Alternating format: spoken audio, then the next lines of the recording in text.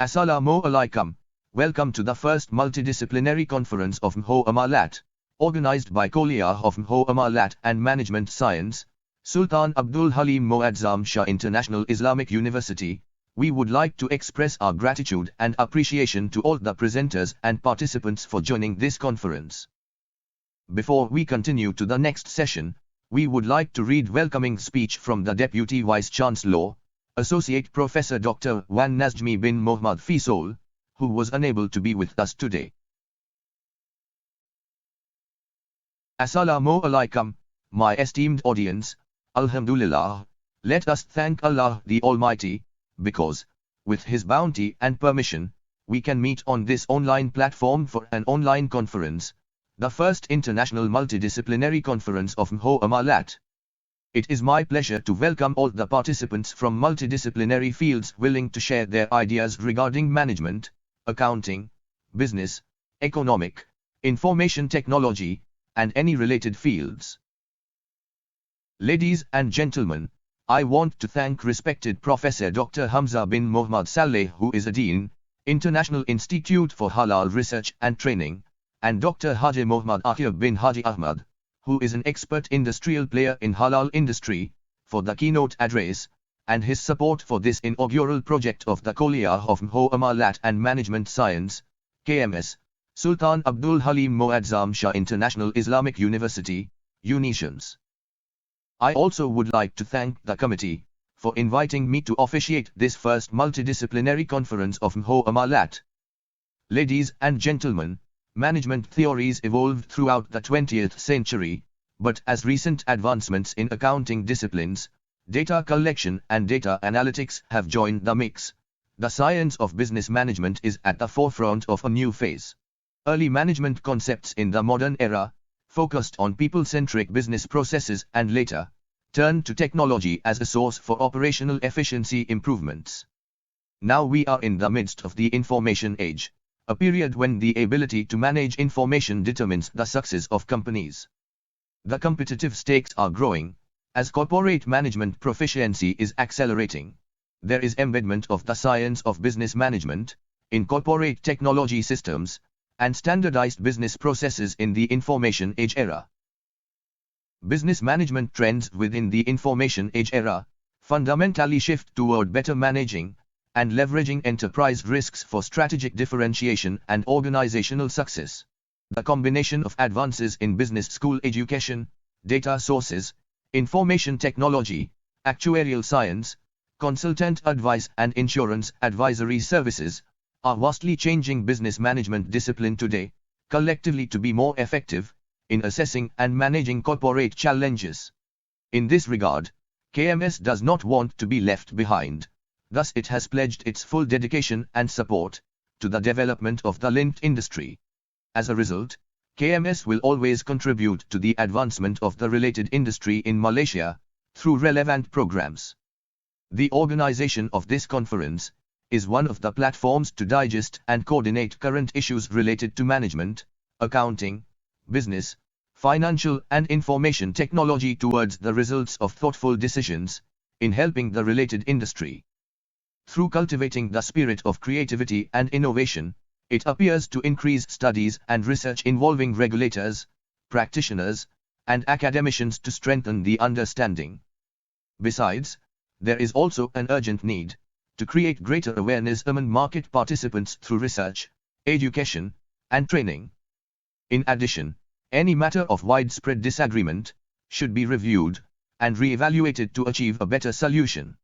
Ladies and gentlemen, as one of the platforms discussing contemporary issues, I would like to take this opportunity to urge everyone involved in the related industry to take the initiative to lead the industry in a more sustainable and precise direction. As responsible citizens, we strive for material gain and have a responsibility to contribute to the well-being of the country and Ummah in general. Appreciation of efforts to further strengthen the related industry should be instilled in the souls of each, so that it becomes a continuous practice. Thank you very much. Next, we would like to invite Professor Dr. Hamza bin Muhammad Saleh, Dean of International Institute for Halal Research and Training, International Islamic University, Malaysia, for delivering his speech entitled Halal Industry in Malaysia, a brief introduction. Bismillahir Rahmanir Rahim. Alhamdulillah Rabbil Alameen. Wassalatu wassalam ala Rasulillah. Assalamu alaikum wa rahmatullahi wa barakatuh. First and foremost, I thank Allah subhanahu wa ta'ala for allowing us to meet in this first international multidisciplinary conference of Muamalat 2021 held online. And I also thank the organizer for inviting me to deliver this speech.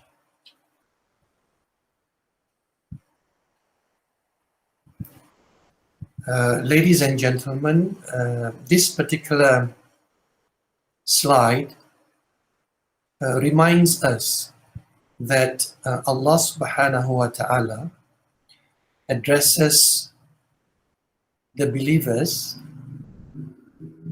about something which is very crucial in the life of Muslims. That is to consume things which are halal and also tayyib. Allah subhanahu wa ta'ala says, A'udhu billahi minash shaitanir rajim. Ya ayyuhalladhina amanu la tuharrimu tayyibati ma ahallallahu lakum wa la ta'tadu inna Allah la yuhibbul mu'tadin. وَكُلُوا مِمَّا رَزَقَكُمُ اللَّهُ حَلَالًا طَيِّبًا وَاتَّقُوا اللَّهَ الَّذِي أَنْتُمْ بِهِ مُؤْمِنُونَ. O you who believe, forbid not the good thing which Allah has made halal for you, and transgress not. Lo, Allah loves not transgressors. Eat of that which Allah has bestowed on you as food, halalan tayyiba, halal and good, and keep your duty to Allah in whom you are believers.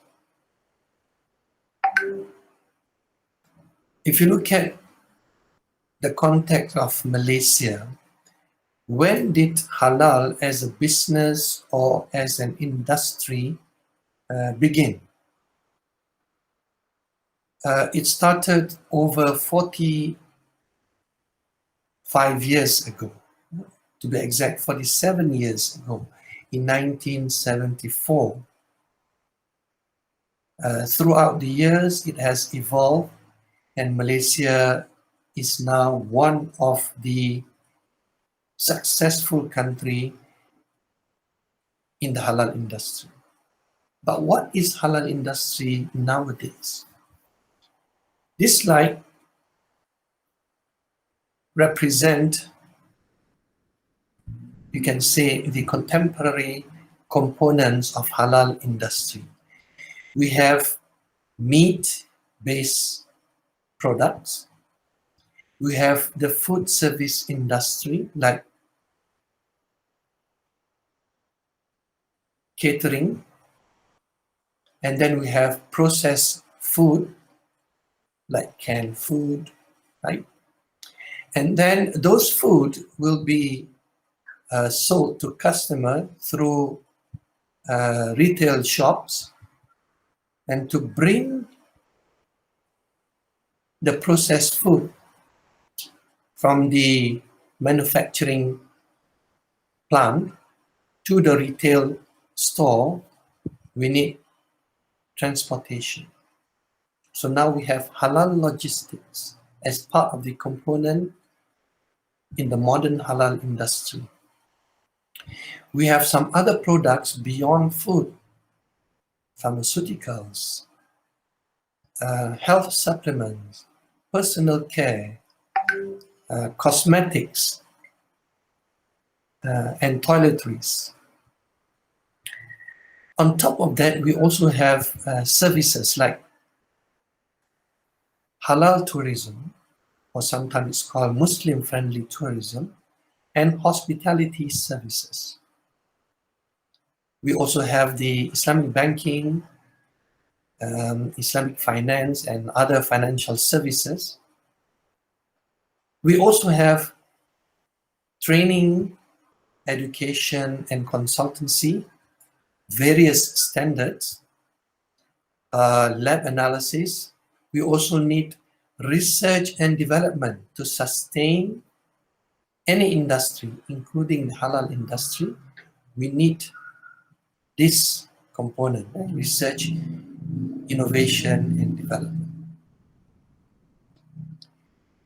At present, Malaysia is a very good example of a country having sound halal industry ecosystem. The major component of this halal industry ecosystem include product manufacturing, services such as the one that I mentioned, logistics, good infrastructure. In Malaysia, we have many industrial parks and then dedicated halal park. We also have labs that can do the analysis. And in Malaysia, Alhamdulillah, the halal industry is supported and at times driven by government initiatives. These are some of the government agencies and departments and ministries that are directly involved in halal industry.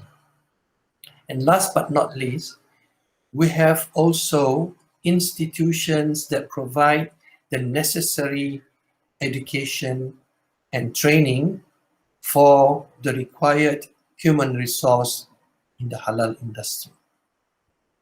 So as such, Malaysia, as I said just now, is a good example of a country that has a very good halal industry ecosystem.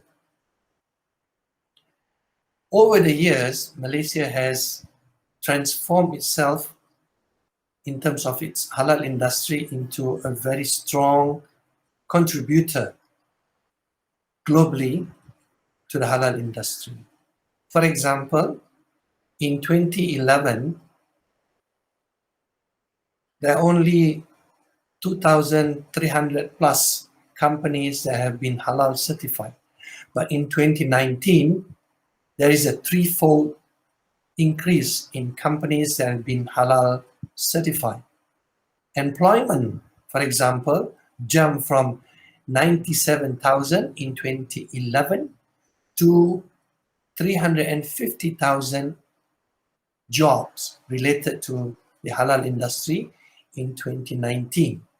Exports also jumped from 24 billion ringgit in 2011 to 40.2 billion ringgit in 2019.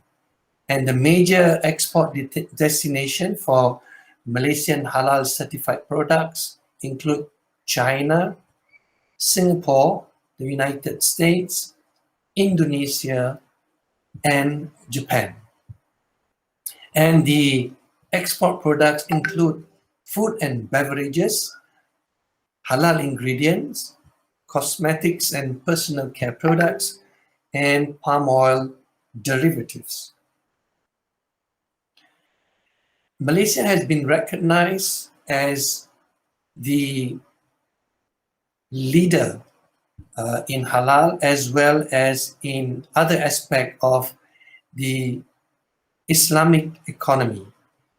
And this yearly report, the 2018-2019 report, 2019-2020 report, and 2020-2021 report, basically testify to the achievement made by Malaysia. In the report, the component of the halal industry that I mentioned have been considered, plus the clothing and fashion sector, as well as the media and entertainment sector. So if you look at this particular slide, Malaysia emerged as number one in the aggregate of several indicators that are used in the report. Malaysia emerged as number one in the 2018-2019 report, again in the 2019-2020 report, and again in the Global Islamic Economy report 2020-2021. Malaysia again emerged as number one. So this report takes into consideration several major sectors. There are 6 major sectors: halal food, Islamic finance, Muslim-friendly travel, or sometimes it is also called halal travel, modest fashion, pharmaceuticals and cosmetics, and media and recreation. If you look at the individual sector, Malaysia again emerged number one for halal food, Islamic finance, and Muslim-friendly travel. And Malaysia also did very well in the other 3 sectors as well. So in terms of the details of this report, if we exclude the Islamic finance, the halal food and beverage actually contributed the most in terms of products on how Muslims spend their money. Okay, so Muslims spend 1.37 billion US dollars in 2018. And the projection is by 2024, Muslim will spend on food amounting to 1.97 billion US dollars. Basically, it's 1.97 trillion US dollars. So followed by food is modest fashion, and then media and recreation, Muslim-friendly travel, pharmaceuticals, and last but not least, cosmetics. And the actual value, excluding the Islamic finance, for 2018, for example, it is 2.2 trillion US dollars. And the projection for 2024 is USD 3.2 trillion US dollars. That is the value of the halal products globally. From the previous slide, we can see that there are a lot of products and services that Muslims use. And the reason why Muslim consumers use these products and services because they believe that this is for their wholesome well-being. They are using these products and services because it gives the physical well-being, the emotional well-being, as well as the spiritual well-being. Okay? But are these products and services, the halal and tayyib product services, restricted to Muslim consumers only? The answer is no. Because in the Quran, Allah subhanahu wa ta'ala addresses mankind. Ya ayuhan nas, kulu mimma fil ardi halalan tayyiba, wa la tattabi'u khutuwati syaitan, innahu lakum aduwwum mubin. O you people, all mankind, eat of what is on earth, halal and good, halalan tayyiba, and do not follow the footsteps of shaitan, for he is to you an avowed enemy. So you can see the opportunity for companies to get into the halal industry is not only limited to providing the products and services for Muslim consumers, but basically to the entire mankind. The halal industry was projected to increase. However, we were taken by surprise when COVID-19 pandemic affect the entire world. Therefore, the global economy has been affected, and halal economy and halal industry is not spared. So halal economy and halal industry is also affected by the coronavirus pandemic. Therefore, for example, if you look at this particular figure, from 2017, the value of the halal industry globally is 2.1 trillion US dollars. In 2018, it is 2.2 trillion US dollars. It is expected to increase. However, in 2019, because of the start of the pandemic, the value decreases to 2.02 trillion. And we are now still facing the COVID-19 pandemic. We pray to Allah subhanahu wa ta'ala that the entire world will get out of this pandemic, and we as humanity and Muslims will become stronger after we come out of this pandemic, and the halal industry as well will be more vibrant after this particular pandemic.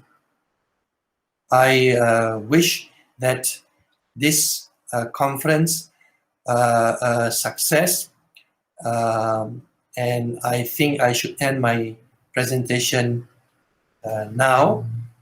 I thank again the organizer for inviting me to deliver this speech. I end with Assalamu alaikum wa rahmatullahi wa barakatuh. Thank you Professor Dr. Hamza bin Muhammad Saleh for delivering the speech. Now, we would like to invite Dr. Haji Muhammad Akhir bin Haji Ahmad, from University Utara, Malaysia, for delivering the keynote speech. Assalamu alaikum wa rahmatullahi wa barakatuh.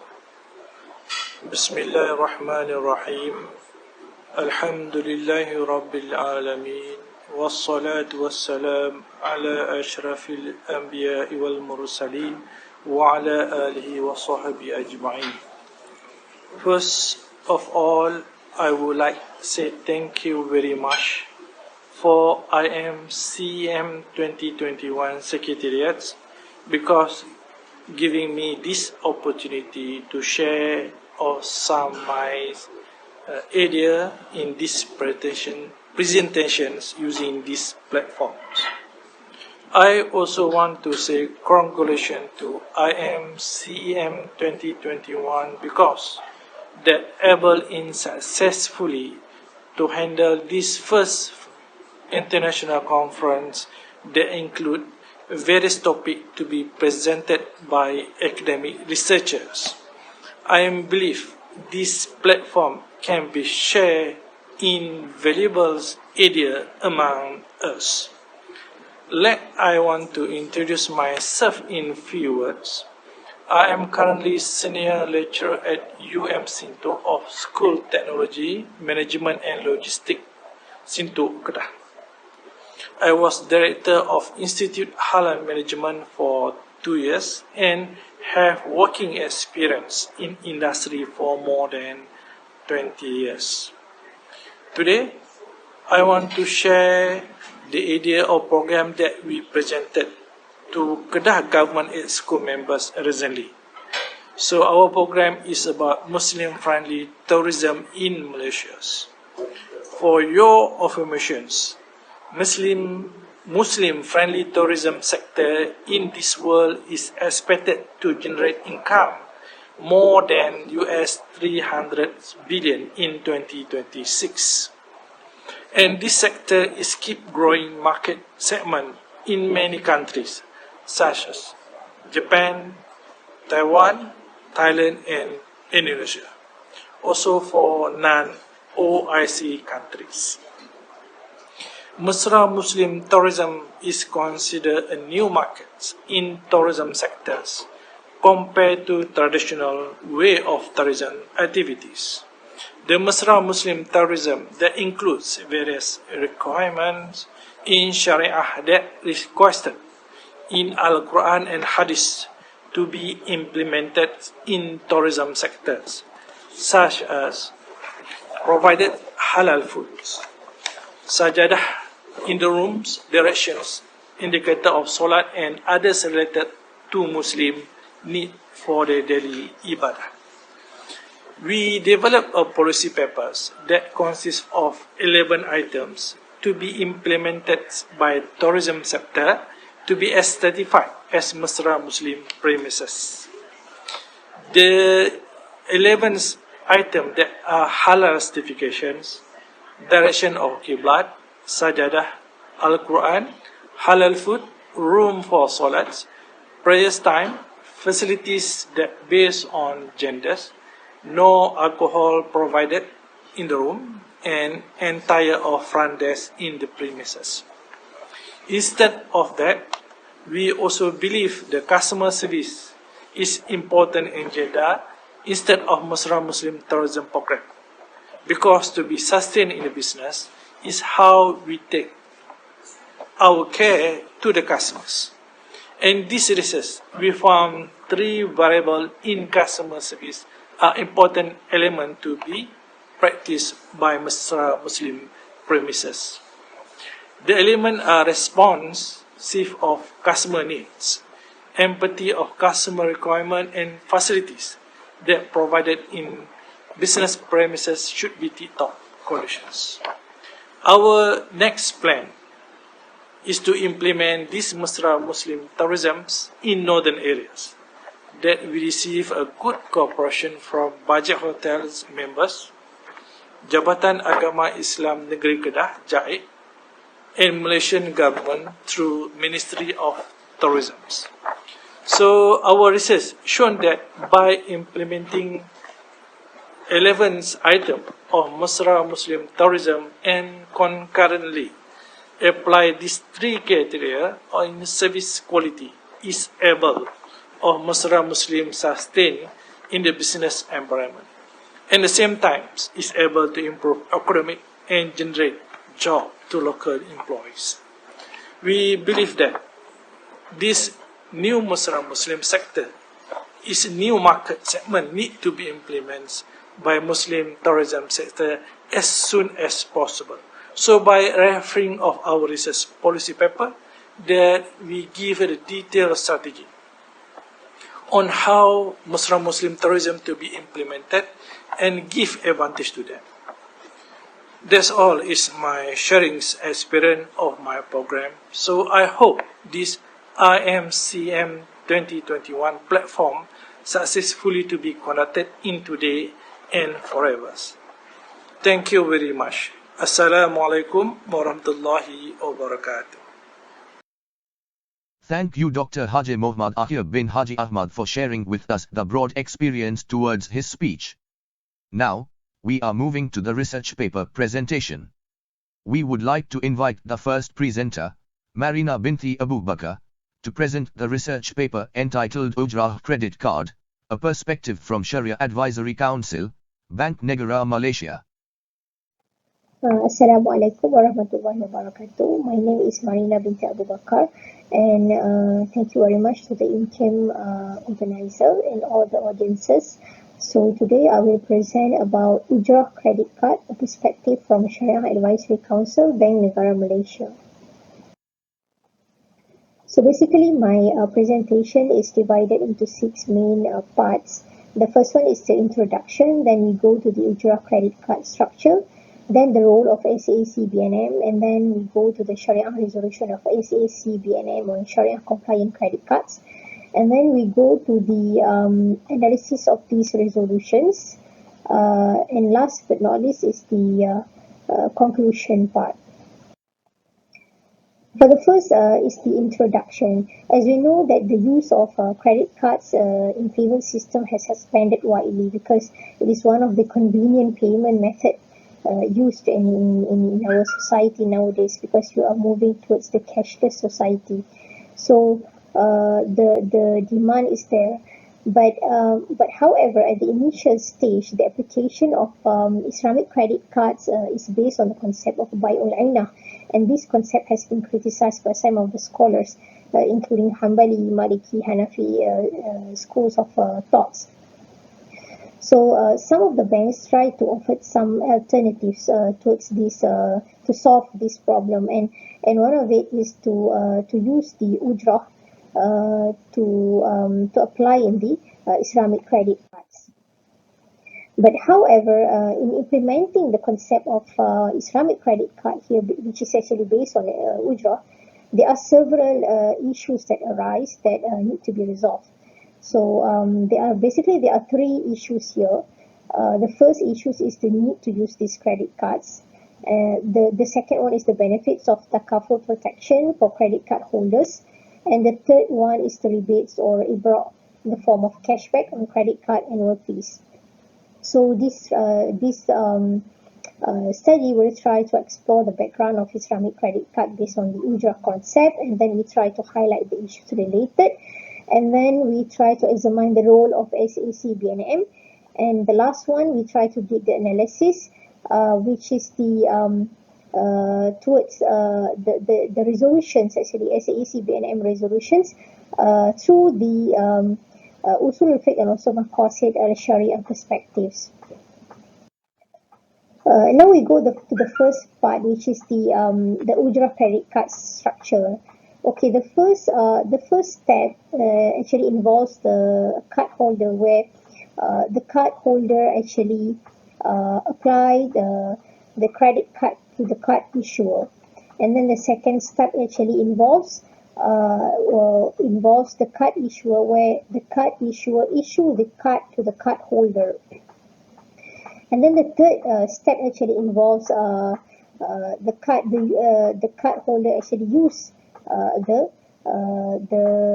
credit card, and then the fourth step is where the card issuer's responsibilities towards the usage of the cards, and then the last step is actually where the card holder will pay back to the card issuer. Now we go to the role of SAC-BNM. Basically, there are 4 main roles of SAC-BNM. The first one is to give an advice on Islamic banking and takaful products, and then advice on the board of directors of financial institutions, and to validate Sharia compliant manual, and as well to give advice in the operation of takaful. The third part is actually the Sharia resolution of SAC-BNM on Sharia compliant credit cards. Actually, up to 2010, the Bank Negara, especially the SAC-BNM, has issued 5 resolutions related to Islamic credit cards. So the first resolution actually is about the credit card products based on the Bai'ul Inah and also Wadi'ah.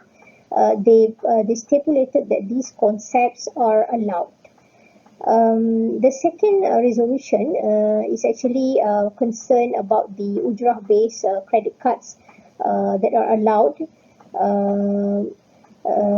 according to their perspectives, to the Sharia Advisory Council perspectives, where it is permissible for them to actually charge a different Ujrah for different types of credit cards, that offer different types of services as well as benefits and also privileges.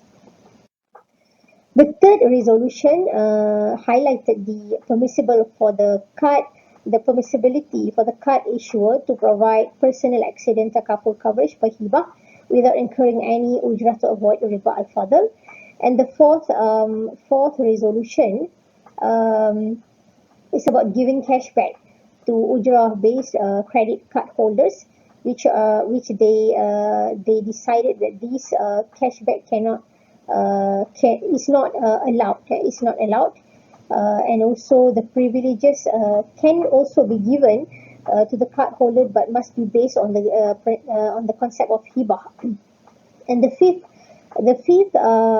resolution is about the credit cards that use the concept of wakalah, and also in determining the ujrah based is actually based on a certain percentage of the credit card. Credit limit is actually not comply with Sharia. Now we go to the crucial part, which is the analysis of Sharia resolutions of SAC-BNM on Sharia compliant credit cards. So basically we have three main issues here. So the first issue is actually about people are asking about whether the concept of ujrah can be applied in Islamic credit card or not. Is it allowed by Sharia or not? So the SAC in its 77th meeting has decided they have conducted the meeting, and they have decided that the credit cards based on the ujrah as proposed by some of the banks is actually allowed in Sharia, but it is subject to certain conditions. So there are some conditions stipulated by the SAC-BNM. So the first one is the criteria is actually involve the Islamic financial institution must ensure that the ujrah imposed is an exchange for real services, benefits and privileges based on Sharia. So we did the analysis here. So we try to seek on what is it all about ujrah and also ijarah in Quran and also hadith, and we found that the concept of ujrah is actually coincides with the concept of ijarah in the Islamic law, and also it is permissible in Sharia, and then they can actually impose the ujrah because ijarah actually there are two types of ijarah actually. It actually coincides with the definition and also types of ijarah. Two types of ijarah here are ijarah al-amal and also ijarah al-ayan. So these criteria is actually comply with Sharia. Okay, the second criteria is the imposition of different ujrah for different types of credit cards that offer different services, privileges and benefits is permissible. So the juries actually agree in placing the conditions of ujrah that is actually in the category of a valuable property, and its amount is also known. So here the banks or maybe the Islamic financial institutions can actually impose different ujrah for different types of credit cards that offer different types of services, privileges and also benefits. And this is actually coincides with the benefits, what we call as the maslahah, that later on can be categorized into hajiyat or complementary. And this criteria is actually comply with Sharia. The third criteria is the imposition of ujrah for services, benefits and privileges not related to the granting of card, deferral of debt and exchange of cash for cash at different values is permissible. So this condition is actually imposed by SACBNM because they found that there are the element of what we call as the buy was salaf, which is combining sale and purchase contract and also debt contract in one contract, which is in Islamic credit card, which is in ujrah, in ijarah. So here actually in Sharia you cannot combine these two both contracts, which is the sale and purchase and also debt contract, because it will trigger the issue of riba here. And then the card holder will need to pay the ujrah even though they didn't actually use the credit card during that certain months, but they need to pay because of the maslahah, or what we call as the benefits from the transaction itself. So it is a win-win situation. So this criteria is actually comply with Sharia. So the fourth criteria is the imposition of ujrah for services, benefits and privileges related to the granting of card, deferral of debt and exchange of cash for cash at different values is not permitted. But however, charges to cover the actual cost in terms of what we call as the nafaqah or taklifah of its operation may be imposed. So actually this is also as same as the third criteria, where the prohibition of bay' was salaf is took place here. So we can see that here the hadith of Prophet Muhammad sallallahu alaihi wasallam that actually prohibits the combining of two different contracts in one transaction, and then because of this you cannot impose the ujrah for services, benefits and privileges that related towards the card defer of debt and also exchange for cash of cash for cash.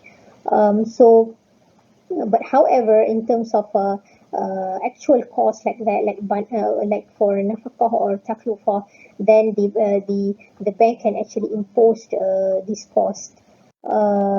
The second issue is actually about takaful protection benefits for Islamic credit card holders. So some people asked about whether the card issuer can actually impose some takaful protection benefits for Islamic credit card holders. So they can actually offer it to the Islamic credit card holders or not. So the SAC has decided that this kind of takaful protection benefits especially is not actually in accordance with Sharia, meaning that it is not permissible, but it can be given based on hibah, the concept of hibah, and not ujrah. So this is the criteria set up by the SACBNM, which is the imposition of ujrah for personal accident takaful coverage is not allowed, as the Islamic credit card holder is not a direct takaful participant. As we know that the Islamic credit card holder, the card holder is not the direct takaful participant. They didn't pay the premium, or what we call as the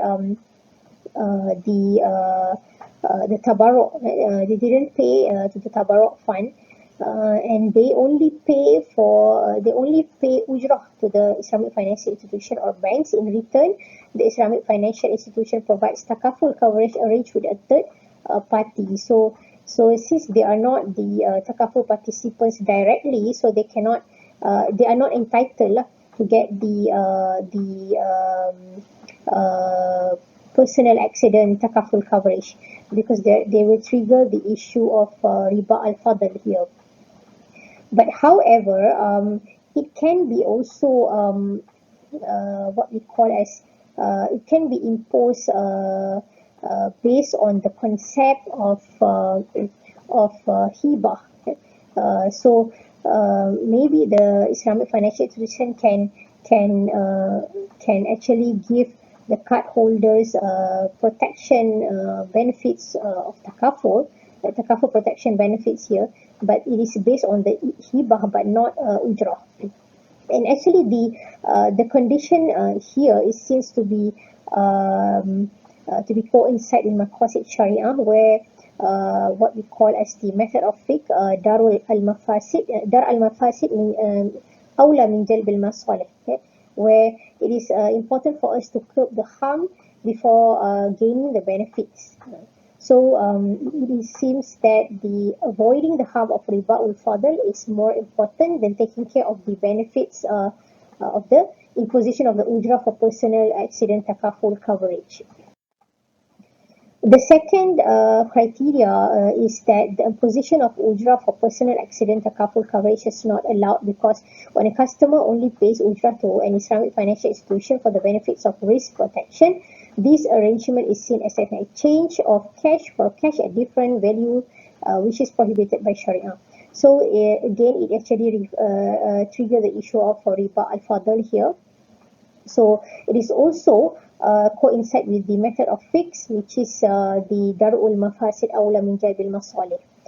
And in order to avoid the shubha here, then as the alternatives, we can give them takaful protection benefits here, but must be based on hibah. And again, this one is also permissible in the view of SAC-BNM.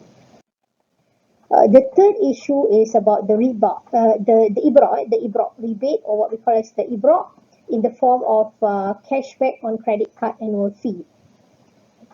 So this question actually arise when some of the credit card holders, they didn't use they used a lot, like some credit card holders, they used a lot the credit cards, for example, like maybe many times a month. So can they actually entitled to get the ibra or rebate in the form of cashback on credit and card annual fee? So this kind of question has been asked by some people to the SAC-BNM. So they have conducted the meeting and they decided that this kind of cashback is not permissible, but IFI or banks maybe can actually give privileges, but it must be given on the basis of hibah and not subjected to ujrah.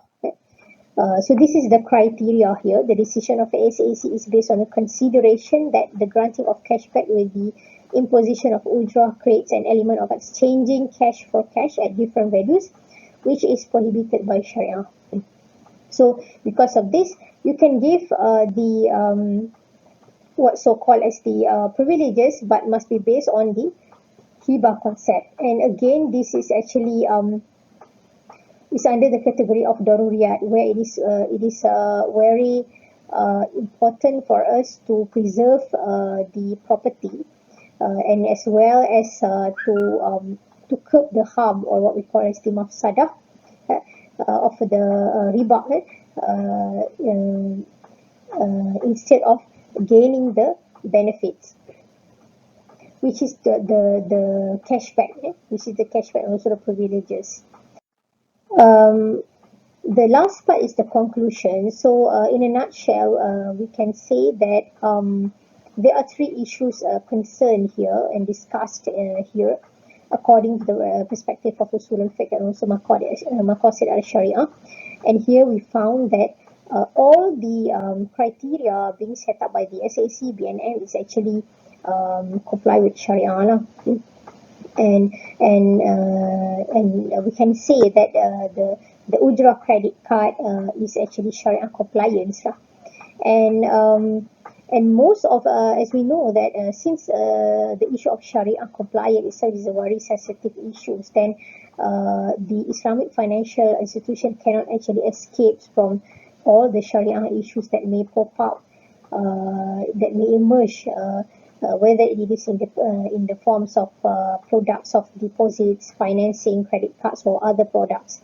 So here the role of the Sharia advisors and also officers are very much important to resolve this kind of issues. And in fact, we can say, just now I mentioned that the Islamic credit cards based on Ujra are considered Sharia compliant, and this is because of the some of the criteria that are set up by the SAC BNM is actually comply with Sharia, and the issues of the charges of the Ujra, and then the issues of riba, as well as the takaful, and also other issues. So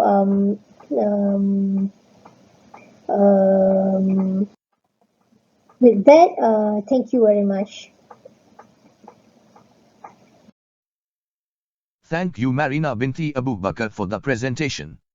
We would like to invite the next presenter, Rahayati Binti Ahmad, to present the research paper entitled, The Determinant of Public Interest, Using Online Shopping Application During COVID-19 Pandemic, Case Study on Shopee Application. Assalamualaikum warahmatullahi wabarakatuh. My name is Rahayati Ahmad. I'm going to present a research paper titled The Determinant of Public Interest Using Online Shopping Application During COVID-19 Pandemic. This is a case study on the Shopee application usage among UniSHAMS students and staff. Online shopping became popular especially during the COVID-19 pandemic, where people start to accept this new norm of shopping using their online shopping application. Because of that, R. Paradate and Pendown 2018 claimed that one of the pioneers of e-commerce company in Southeast Asia and popular in Malaysia is Shopee. Shopee provides millions of products all around the world which can be easily found in the shopping online apps such as health and beauty product, electronic, fashions, home and living product, baby and toys and extra and others.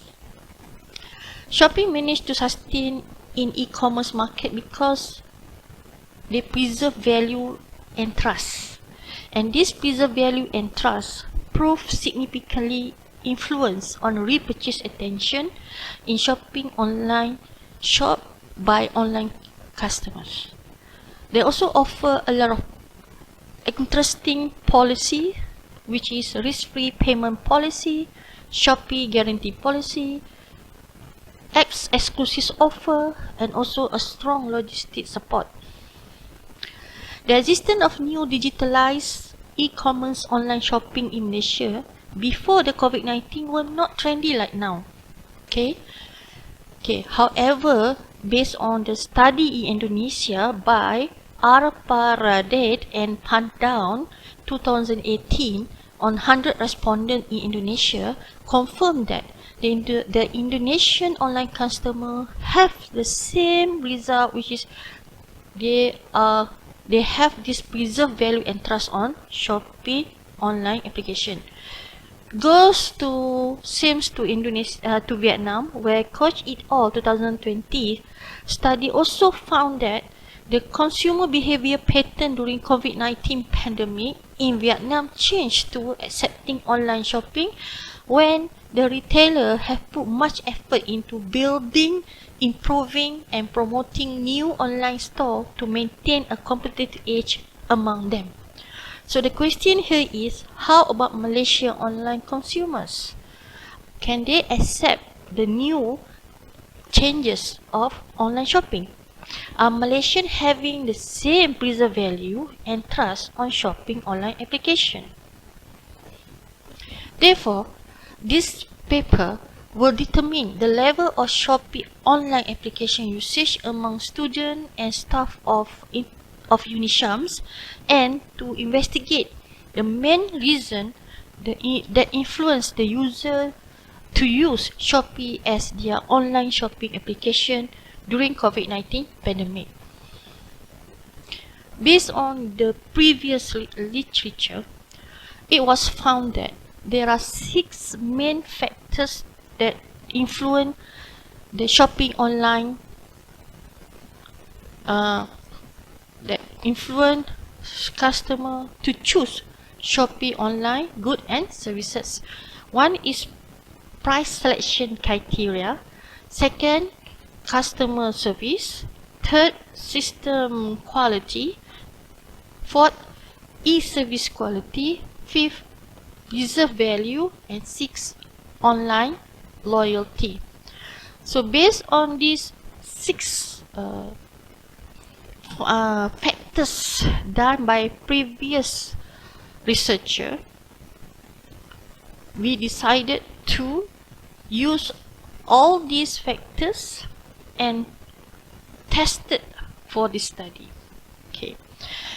The method of this study is using a survey from the Google form that we adapted from the previous study, which are done by Faraday and also some of the researchers mentioned before. Okay, and then this study is conducted in UniSHAMS by taking 73 respondents from total of 100 respondents using convenient random sampling method. As I mentioned before, based on all the factors in the past literature review, the question was developed in this study consists of 3 parts, namely personal details, 5 items, knowledge, 3 items, and experience use Shopee application, 17 items. Okay, 5-point Likert scale range from 1, which is strongly disagree, 5 strongly agree, are used in the questionnaire. This study also performed reliability analysis to check the value of Crobat alpha and the inferential analysis, namely t-test, using using SPSS. Okay, here are the variables that will be used for this study. Okay, based on our finding, it was found that the highest answers for the factors influence the using of Shopee application among UniSHAMS staff and student. For the online loyalty, we find that most of the UniSHAMS staff and student have known shopping application for a long time. So it means it's already popular for a long time already. And then number 2, we can see that from the customer service provided by Shopee, most of them agree that I have received my order in a good condition. Means most of them agree that the services provided by customer service provided in terms of goods they receive are all in a good condition. Okay, and then when we look at the third factor, which is a preserved value, we found that most of the UniSHAMS staff and students agree that they would recommend Shopee for others. So the value is there, okay, where they will recommend the Shopee application to others. And from this price selection criteria, we found that the price offered by Shopee are more cheaper than other places.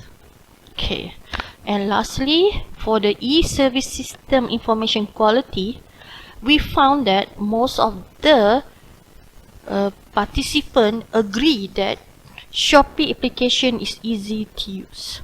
So this is all the main factors from the question we provided to all the participants of UniSHAMS students and staff. Then they agree that Shopee have all the important elements that as mentioned in the past study.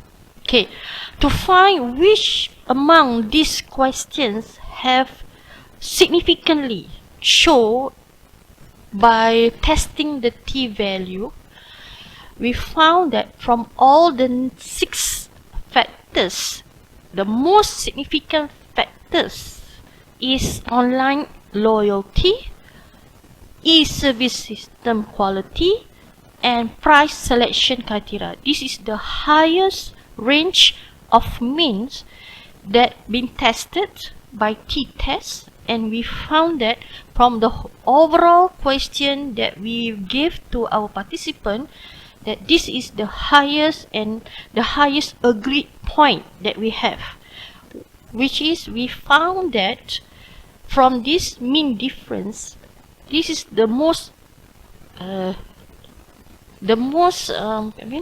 highest mean point. I mean, everybody highly agreed, okay, on this point, where they say that I find that Shopee application is easy to use. So it means the first important element that most UniSHAMS student and staff, they prefer to use Shopee because they are easy to use. So the easy to use actually is helping a lot for the Shopee application to be popular among UniSHAMS staff and students.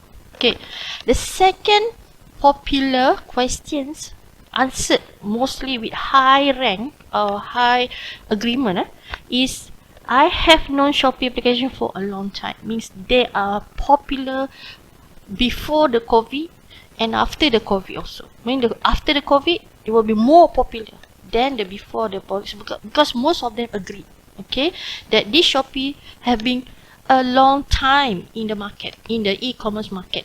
Okay, next, followed by the L3 question that we asked. I have downloaded Shopee application for a long time. So totally we can see that the loyalty of the online customer is there among UniSHAMS student and staff. Okay, and lastly is the price selection. I find that all the price offered in the Shopee application was cheaper than other places. So here are the 4 important questions that have the high mean in this case study. Okay, so the conclusion is, through the overall mean of 3.91 obtained from the survey data, this shows that UniSHAMS students and staff agree that they use the Shopee application as their online shopping platform rather than other shopping platform. The t-test analysis clarified that online loyalty, e-service system, and information quality and price selection criteria are significant factors that influence the use of Shopee application among the UniSHAMS student and staff. So it can be concluded that UniSHAMS student and staff are highly agree that Shopee application is one of the online shopping application that were easy to use and that made it popular shopping apps using by student and staff of UniSHAMS. That's all. Thank you. Thank you Rahayati binti Ahmad for the presentation. We would like to invite the next presenter, Wan Mahana binti Abdullah, to present the research paper entitled Aplikasi Model U-Tout untuk Platform Digital Usahawan PKS Milikan Wanita. Assalamualaikum warahmatullahi wabarakatuh. Saya mewakili grup kami ingin membentangkan kertas kerja yang bertajuk aplikasi model U-Tout untuk platform digital usahawan PKS Pendidikan Wanita. Sebagai latar belakang, fenomena penggunaan digital dalam revolusi perindustrian 4.0 atau industri 4.0 semakin meningkat dengan amat ketara. Trend ini telah mengubah lanskap kehidupan manusia termasuk ekonomi, dunia pekerjaan dan juga gaya hidup manusia itu sendiri. Perubahan ini turut memberi impak besar kepada sektor perindustrian menurut Milter dan Yahya pada tahun 2018, khususnya kepada perusahaan kecil dan sederhana.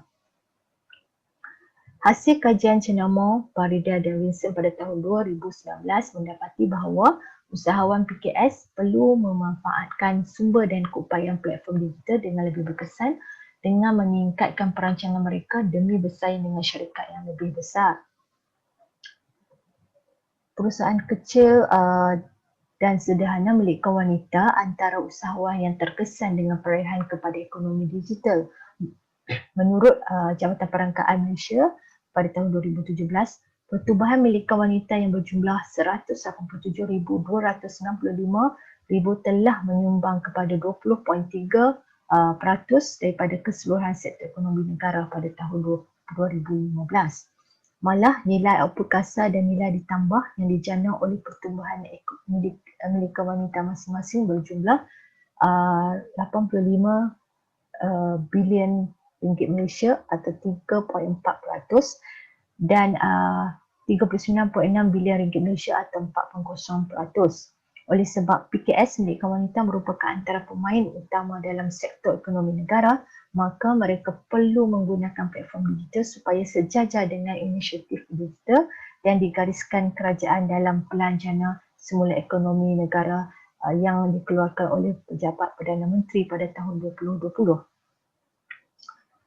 So, keupayaan usahawan PKS dan platform digital sebagai kajian literatur perubahan landscape usahawanan pada hari ini lebih tertumpu kepada platform perniagaan digital atau dalam talian penggunaan teknologi digital atau digitalisasi mampu mengubah model perniagaan dan membuka lebih banyak peluang baru kepada usahawan PKS dalam memberi nilai kepada pelanggan.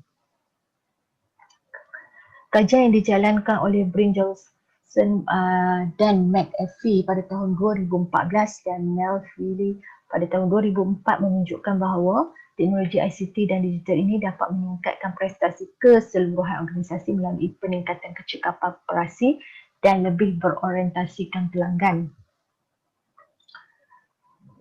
Platform digital boleh didefinisikan sebagai kumpulan sosio-teknikal yang merangkumi elemen teknikal seperti perisian, kekakasan, proses dan pengetahuan dalam organisasi.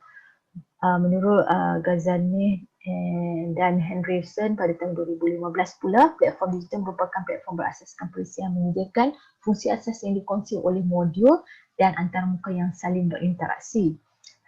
Hasil kajian cenderamah Perdana Windsor pada tahun 2019 mendapati bahawa usahawan PKS perlu memanfaatkan sumber dan keupayaan platform digital dengan lebih berkesan dengan meningkatkan perancangan mereka demi bersaing dengan syarikat lebih besar. Malah, penggunaan teknologi yang tepat dan sesuai dengan industri 4.0 akan memberi manfaat kepada syarikat dalam memetakan hala tuju syarikat ke peringkat pertumbuhan selanjutnya. Dan platform digital bukan hanya menumpukan kepada platform e-dagang tetapi merangkumi pendigitalan dalam proses perniagaan dan semua inovasi terbaru. So, untuk kajian ini, aplikasi platform digital yang digunakan oleh usahawan memfokus kepada aplikasi seperti Facebook, Instagram dan media sosial yang lainlah. Dan kajian ini meneroka penggunaan aplikasi perniagaan digital dari perspektif usahawan PKS dengan menerapkan teori gabungan penerimaan dan penggunaan teknologi atau UTAK yang diperkenalkan oleh Venkatesh pada tahun 2003. So, faktor yang menentukan penerimaan pengguna dan penggunaan adalah jangkaan prestasi atau performance ekspektasi, jangkaan usaha atau effort ekspektasi, pengaruh sosial atau social influence dan kemudahan atau facilitating conditions. Dan konstruk ini adalah pemboleh ubah tidak bersandar sementara tingkah laku niat dan tingkah laku penggunaan adalah pemboleh ubah bersandar. Di samping itu, Venkatesh juga menekankan peranan pemboleh ubah perantara iaitu umur, jantina, pengalaman dan sukarela yang secara tidak langsung dapat mempengaruhi tingkah laku niat dan penggunaan sebenar teknologi. So, dalam kajian ini, teori asal UTAK yang diperkenalkan oleh Venkatesh pada tahun 2003 dipilih bagi meramalkan tingkah laku niat dan penggunaan platform digital dalam kalangan usahawan PKS milik wanita seperti ditunjukkan di Rajah 1 lah. So, pembinaan kerangka first adalah jangkaan prestasi. So, jangkaan prestasi ini adalah kelebihan yang dirasakan apabila menggunakan teknologi baru untuk melakukan suatu tugas.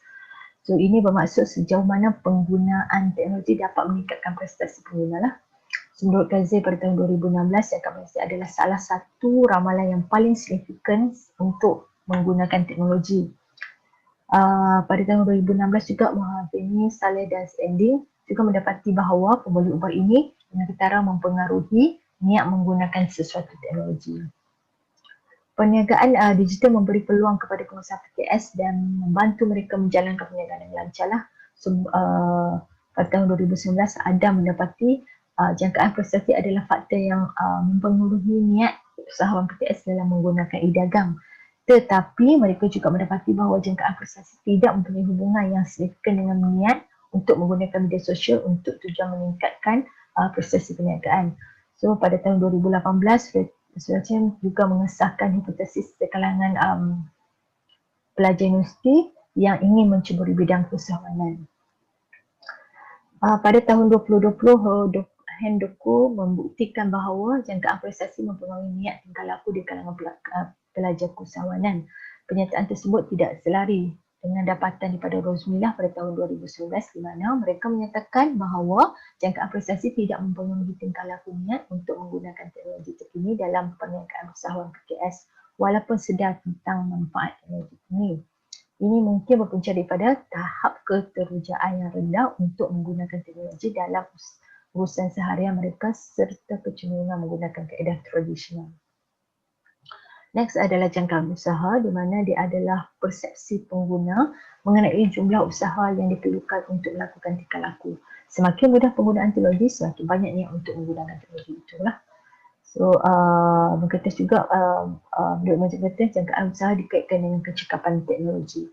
Menurut Yasin dan Kiran pada tahun 2018, pembeli ubah ini disesuaikan dan dikembangkan dari pembeli ubah kemudahan penggunaan yang dikembangkan oleh Davis pada tahun 1998 dan juga oleh Moore dan Benbassett pada tahun 1991 dan pembeli ubah kompleksiti oleh Thomson, Higgins dan Howell pada tahun 1994. Penyelidikan oleh Al-Musalim pada tahun 2012 mengesahkan kesan positif empat konstruk langsung yang disarankan dalam modul UTA terhadap tingkah laku adopsi teknologi maklumat di kalangan pengusaha di Bangladesh. Manakala dalam kajian menggambar pada tahun 2017, beliau mendedahkan bahawa jangkaan usaha didapati paling tidak penting dalam penggunaan perkhidmatan wang mudah alih di kalangan pengusaha PKS di Uganda. Next adalah pengaruh sosial. Dan pengaruh sosial telah digambarkan, menurut Bangladesh, pengaruh sosial telah digambarkan sebagai besarnya persepsi individu mengenai kepentingan pendapat orang lain mengenai penggunaan produk atau teknologi tertentu. Menurut Kazi pada tahun 2016, pengaruh sosial ditunjukkan sebagai penentu penting untuk menggunakan inovasi tertentu. Kemudian menurut Yasin dan Kiran pada tahun 2018, konstruk ini diadaptasi dari konstruk norma subjektif yang digunakan contohnya oleh Anderson pada tahun 1991. Pada tahun 2016, Abu menyatakan bahawa dalam industri makanan PKS, selain pengaruh sosial, jangkaan usaha dan prestasi adalah signifikan dalam mempengaruhi niat tingkah laku untuk menggunakan teknologi. Sebagai tambahan, kajian oleh Rosmi pada tahun 2019 menyatakan bahawa pengaruh sosial secara signifikannya mempengaruhi tingkah laku niat dalam menggunakan ICT disebabkan oleh galakan rakan niaga, pelabur, pemegang taruh dan lain-lain usahawan yang berhubung dengan mereka. Kemudahan ditarifkan sebagai persepsi individu bahawa infrastruktur teknikal dan organisasi yang diperlukan untuk menggunakan dan menyokong sistem yang ada dengan itu niat untuk menerima pakai teknologi baru tidak sepatutnya menjadi isu. Dan menurut Balian pada tahun 2021 dan Nasib pada tahun 2017, kajian tadi telah merangkumi kemudahan merupakan faktor yang mempengaruhi penggunaan aplikasi perniagaan digital. Kemudahan merupakan konsep kritikal dalam menerangkan kegunaan perniagaan digital. Tingkah laku. So, para saintis sosial telah banyak menyelidik tingkah laku dan niat pengguna untuk melakukan suatu tingkah laku yang berpotensi. So, Algodo Peregrina pada tahun 2014 menunjukkan bahawa tingkah laku niat adalah peramasah perilaku pengguna sebenar. Dan, tingkah laku niat untuk menggunakan teknologi menggambarkan kemungkinan subjektif individu bahawa dia akan menggunakan atau membeli teknologi khusus itu pada masa depan. Dan pada tahun 2016, Maheveni, Saleh dan Stanley menyatakan bahawa apabila seseorang mendapati bahawa teknologi digunakan sangat bermanfaat baginya, semakin tinggi keinginan untuk menggunakan teknologi maklumat untuk mempermudah aktiviti seharian mereka. Oleh itu, kajian ini bertujuan untuk mengkaji faktor-faktor yang mempengaruhi tingkah laku niat usahawan PKS mereka wanita untuk menggunakan platform digital dan seterusnya menggunakan teknologi tersebut dalam operasi perniagaan mereka dengan model result seperti yang ditunjukkan oleh Raja Dua ini. Dan yang terakhir adalah implikasi kajian. Kajian ini dijangka menyumbang kepada aplikasi model result dalam menerangkan faktor-faktor yang mempengaruhi niat tingkah laku dan seterusnya penggunaan platform digital dalam kalangan PKS milik wanita. Penggunaan platform digital dalam kalangan usahawan PKS milik wanita berupaya membantu perniagaan mereka lebih bersains, lestari dan mencatatkan keuntungan.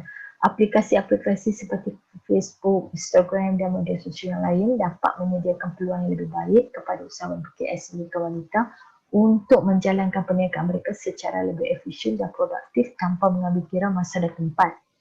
Menerusi kajian yang akan dijalankan, masalah ketidakupayaan untuk memaksimumkan penggunaan platform digital dan tiadanya dorongan untuk menggunakan platform digital dalam urusan perniagaan khususnya dalam kalangan usahawan PKS milik wanita dapat diramal dengan aplikasi model digital ini. Dan terakhir, hasil kajian ini diharap dapat memberi manfaat kepada usahawan PKS, agensi-agensi perkhidmatan sokongan PKS, pembinaan polisi dan pembangunan program PKS berkaitan kepentingan platform digital dalam aktiviti perniagaan pada masa kini. Sekian, terima kasih. Assalamualaikum warahmatullahi wabarakatuh. Thank you Asnana binti Bahari for the presentation. We would like to invite the next presenter, Rafidah binti Abdul Rahman, to present the research paper entitled Cabaran COVID-19, Literasi Perancangan Kewangan Pribadi sebagai Penentu Kesejahteraan Kewangan dalam kalangan usahawan asnaf negeri Kedah. Assalamualaikum warahmatullahi wabarakatuh. Nama saya Rafidah binti Abdul Rahman daripada Pusat Pengajian dan Penyelidikan Kewangan Islam UniSHAMS. Hari ini saya akan membentangkan satu kertas kerja konsep bertajuk Cabaran COVID-19, Literasi Perancangan Kewangan Pribadi sebagai Penentu Kesejahteraan Kewangan dalam kalangan usahawan asnaf negeri Kedah. Isu berhubung literasi keuangan telah menjadi perhatian dan perbincangan dalam masyarakat merangkumi pelbagai lapisan umur dan latar belakang kehidupan. Krisis keuangan disebabkan oleh pandemik COVID-19 telah mengalihkan perhatian dunia ke arah kepentingan celik keuangan dalam kalangan individu. Pandemik COVID-19 yang melanda seluruh dunia termasuklah Malaysia merupakan krisis kesihatan yang mengancam kelangsungan dan kesejahteraan hidup masyarakat serta memberi tekanan keuangan kepada individu yang terlibat. Bagi golongan peniaga kecil, terutamanya golongan asnaf yang baru bertapak dalam perniagaan, situasi ini memberi tekanan keuangan dengan berlakunya pengurangan pendapatan dalam tempoh PKP dilaksanakan.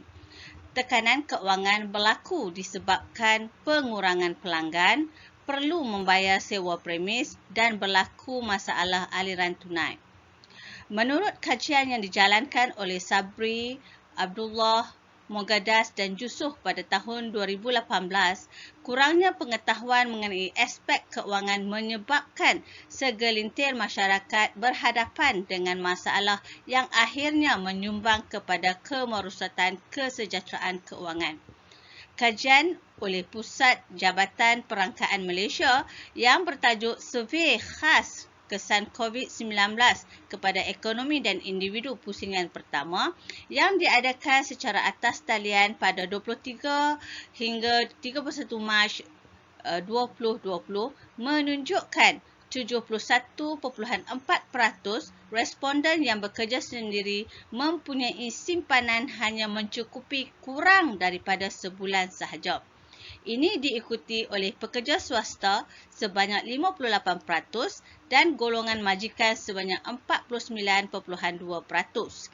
Hanya 2.4 daripada responden yang bekerja sendiri mempunyai simpanan melebihi 6 bulan. Manakala kategori pekerja swasta dan golongan majikan masing-masing hanya 3.6% dan 5.5% sahaja yang mempunyai simpanan melebihi tempoh tersebut. Kajian Kasdimin Mukhari pada tahun 2007 mendapati pengurusan keuangan dalam kalangan usahawan menunjukkan tahap pengurusan perbelanjaan yang sederhana dan tahap pengurusan rekod keuangan dan perolehan yang rendah. Situasi ini disebabkan peniaga terdorong untuk membuat ambilan duit perniagaan mereka kerana usahawan ini bergantung kepada rezeki perniagaan untuk kegunaan peribadi. Dapatan kajian daripada Fabil Pazim pada tahun 2020 pula, situasi pandemik COVID-19 ini khasnya menyebabkan usahawan kecil di Malaysia mengalami masalah keuangan. Disebabkan oleh Perintah Kawalan Pergerakan PKP, kekurangan rizab tunai telah memberi kesan kepada individu dan perniagaan kerana pendapatan mereka bergantung kepada jualan harian. Pakej rangsangan ekonomi oleh kerajaan kepada peniaga kecil dalam situasi ini didapati hanya merupakan satu penyelesaian jangka pendek dan memerlukan strategi dalam mengurus krisis untuk kelangsungan pendapatan mereka. Kajian daripada Dekin 2002, pengurusan keuangan melibatkan pengetahuan adalah pengaruh penting dalam pengurusan perniagaan kecil. Pengurusan keuangan yang tidak betul akan menyebabkan individu dan syarikat mengalami kemuflisan atau kerugian. Kajian ini disokong oleh Aladin dan Ahmad pada tahun 2017 di mana kekurangan pengetahuan dalam mengurus keuangan peribadi merupakan salah satu penyebab kemuflisan pada usia muda. Oleh itu, usahawan yang ingin berjaya perlu mempunyai tahap pengetahuan atau literasi keuangan yang jelas dalam pengurusan keuangan agar sistem keuangan syarikat dan peribadi dapat berjalan dengan lancar. Dengan adanya tahap literasi keuangan yang tinggi, individu dapat memimpin keuangan peribadi dan syarikat menuju kesejahteraan dan kestabilan. Kajian awal ini bertujuan untuk mengenal pasti hubungan antara literasi keuangan dan tekanan keuangan terhadap kesejahteraan keuangan ketika negara sedang dilanda pandemik COVID-19 bagi tahun yang kedua. Kajian juga cuba untuk menyahut saranan kerajaan untuk membangunkan masyarakat celik keuangan seperti yang digariskan dalam Strategi Literasi Keuangan Kebangsaan 2019 hingga 2023 untuk mempergiatkan pendidikan keuangan dengan meningkatkan literasi keuangan dalam usaha untuk mengukuhkan kesejahteraan keuangan rakyat. Kajian ini menggunakan pendekatan teori pengurusan sumber keluarga untuk mengkaji beberapa penentu yang mempengaruhi kesejahteraan keuangan seperti literasi keuangan dan tekanan keuangan. Perkara-perkara ini akan dibincangkan dalam kajian empirikal yang akan dibentangkan sekejap lagi. Okey, teori pengurusan sumber keluarga memberi penekanan kepada aspek psikologi, sosiologi, keluarga, perniagaan, ekonomi dan pengurusan kediaman. Teori ini memberi tumpuan kepada proses pembuatan keputusan untuk merancang dan mencapai objektif seperti yang digariskan ataupun dapatan daripada Garrison pada tahun 1990. Pada ketika ini, teori ini dianggap sesuai untuk dikaji untuk melihat hubungan keadaan ekonomi semasa pandemik COVID-19 terhadap kawalan keuangan boleh mempengaruhi pengambilan keputusan usahawan asnaf dalam perancangan keuangan mereka. Secara ringkas, kajian ini menjelaskan pemboleh ubah bersandar sebagai kesejahteraan keuangan asnaf, sementara pemboleh ubah bebas adalah literasi keuangan dan juga tekanan keuangan. Portal pada tahun 1990 mendefinisikan kesejahteraan keuangan sebagai aspek objektif dan subjektif situasi keuangan yang dinilai berdasarkan standard perbandingan untuk membentuk pendapat seseorang mengenai situasi keuangan individu. Portal Government pada tahun 1993 secara luas mendefinisikan kesejahteraan keuangan sebagai fungsi dan ciri-ciri peribadi, atribut objektif, atribut yang dirasakan dan atribut yang dievaluasi daripada domain keuangan. Kajian daripada RALD pada tahun 2010, kesejahteraan keuangan adalah pengurusan kehidupan ekonomi seseorang yang berkesan. Menurut Mahzan pada tahun 2019, kesejahteraan keuangan merangkumi bukan sahaja perasaan puas terhadap keadaan keuangan seseorang pada masa kini, tetapi menggabungkan pandangan seseorang terhadap keuangan masa depan mereka. Kajian daripada Sabri pada tahun 2020 mendapati kesejahteraan keuangan adalah merangkumi aspek instrumental dan efektif amalan keuangan, keberkesanan diri, sikap wang dan emosi mengatasi secara jelas.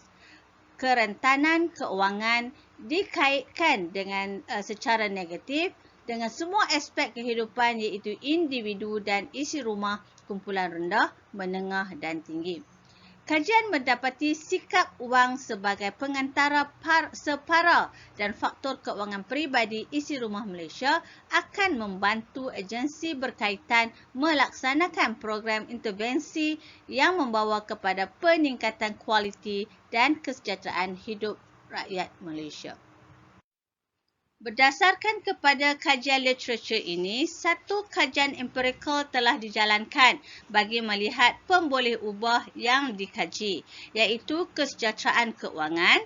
Sorotan kajian daripada Suzana pada tahun 2020, Muhammad Fazli Sabri dan Husniah pada tahun 2020, Zurinawati Nur Saadah pada tahun 2020, Nur Rizawati Husna dan Suzana pada tahun 2018 mendapati tekanan keuangan dan literasi keuangan mempunyai hubungan yang signifikan terhadap kesejahteraan keuangan, di mana literasi keuangan dan elemen tekanan keuangan mempengaruhi pengurusan keuangan dan kesejahteraan keuangan individu.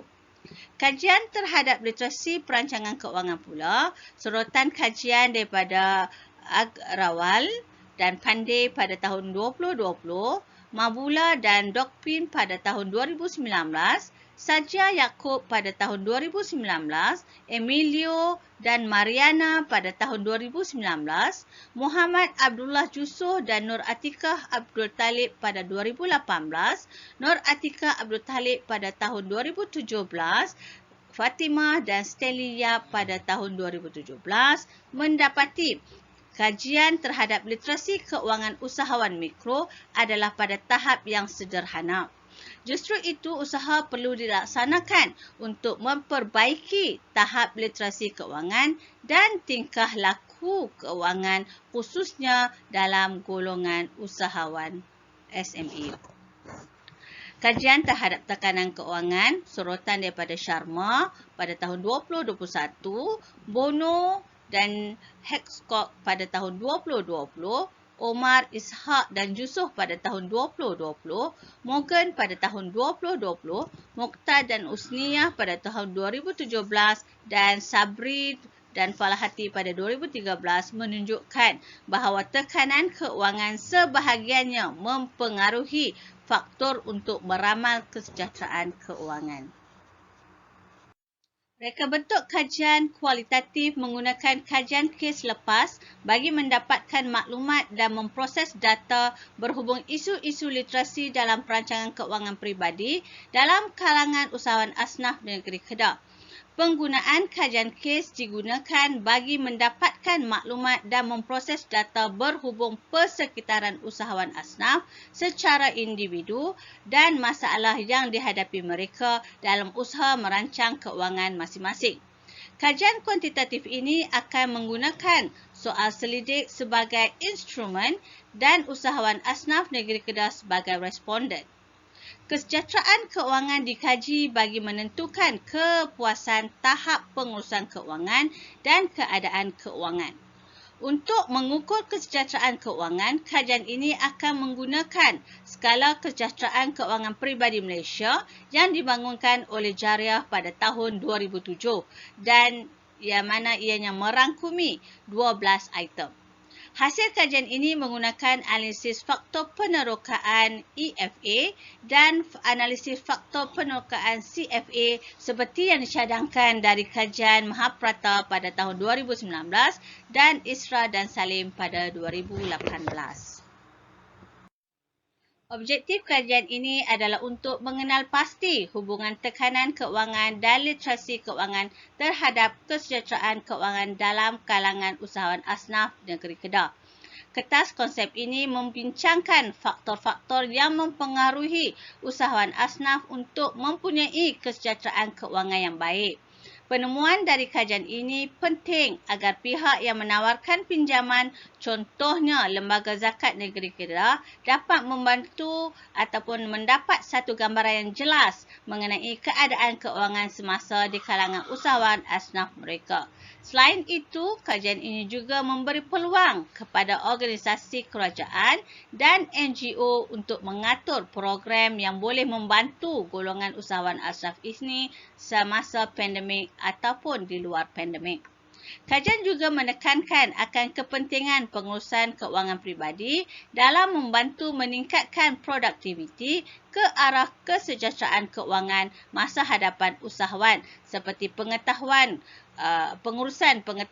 pengetahuan keuangan dan perancangan keuangan peribadi seperti yang digariskan ataupun dapatan daripada Mahaprata pada tahun 2019 dan MOS pada tahun 2015.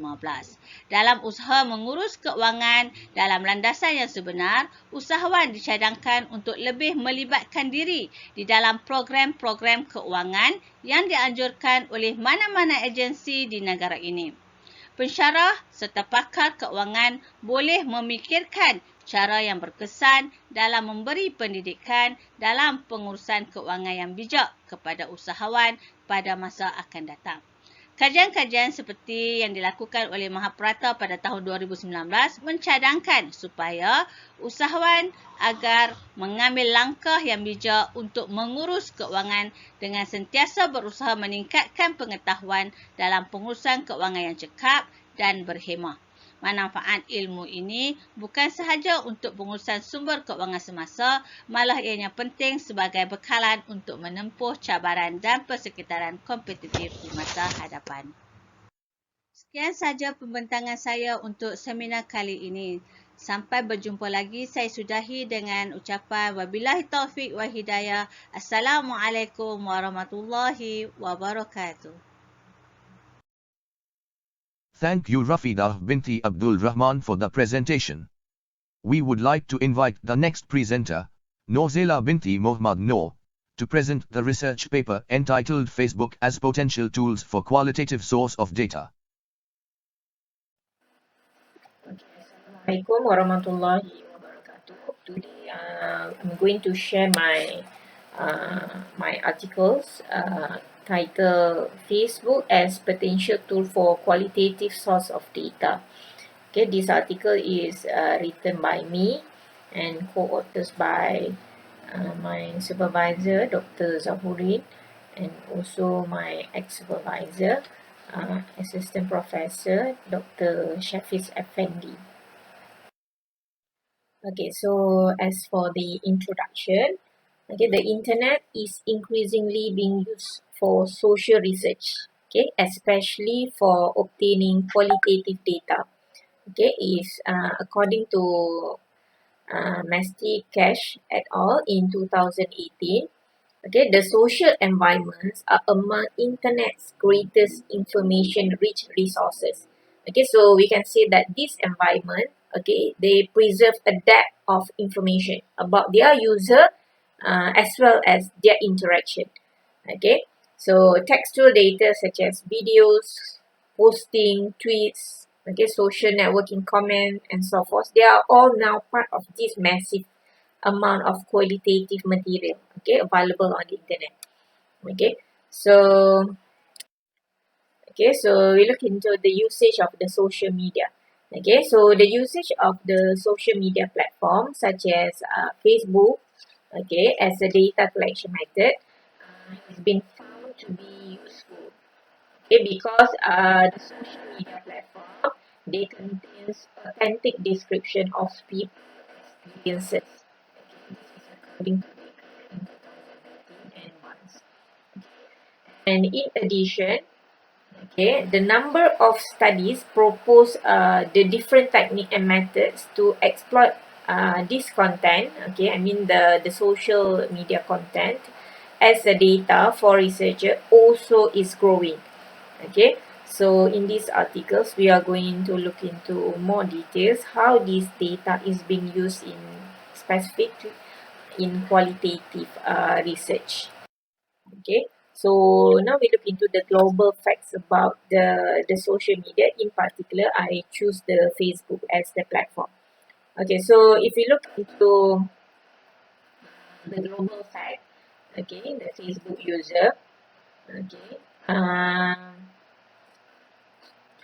okay, so in 2014, for example, okay, we can see that the number of active Facebook users is around 1.3 million, okay, roughly 1.34 million in 2000.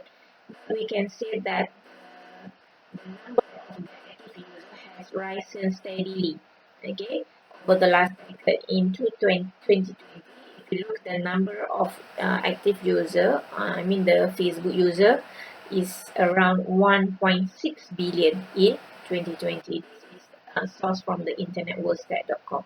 Okay. And if we look into detail, all around the world, okay, by March 2021, the Facebook user there are around 2.8 billion. And if we focus into the Asian countries, okay, Asian country, almost half of the Asians, okay, use Facebook by December 2020, which is roughly around 1.6 billion users. Okay, and most of them, okay, we can say that approximately 74% of the Facebook user visit the site on a regular basis and an average of 38 minutes per day on the site, okay, where they can find information, entertainment, news, okay, connect with the loved one and support their offline life. So this is the facts or the main reasons. Okay. Okay, now we move to the Facebook platform as a research tool for data collection. Okay, so Facebook is a relatively a valuable source of qualitative data for researchers. Okay, because it is used to perform a major part of people's social life. Okay. And in fact, there are numbers of studies, okay, from user behavior, cultural values, to identify location. Most of them, okay, they have incorporated the data from Facebook. In fact, there are also many research who have used the Facebook to recruit participants, okay, or maybe to perform online survey of the populations, okay. And these methods, okay, are especially promising because they are much simpler, less expensive, and it allows for a better access to the targeted group. So we can say that Facebook is a unique platform, okay, which give researchers a unique experience and also opportunities. Okay, because other than that, we can also say that by gathering data from the Facebook, okay, it actually facilitates our data collection process. Okay, reliable records of the participant backgrounds, their personal interactions, or as well as their behaviors. Okay, so these data can be processed effectively in a bigger, accurate, and in a minimal ways. Okay, move to the next slide. Okay, the literature review. Okay, this is actually Okay, a very short literature review, a very brief one.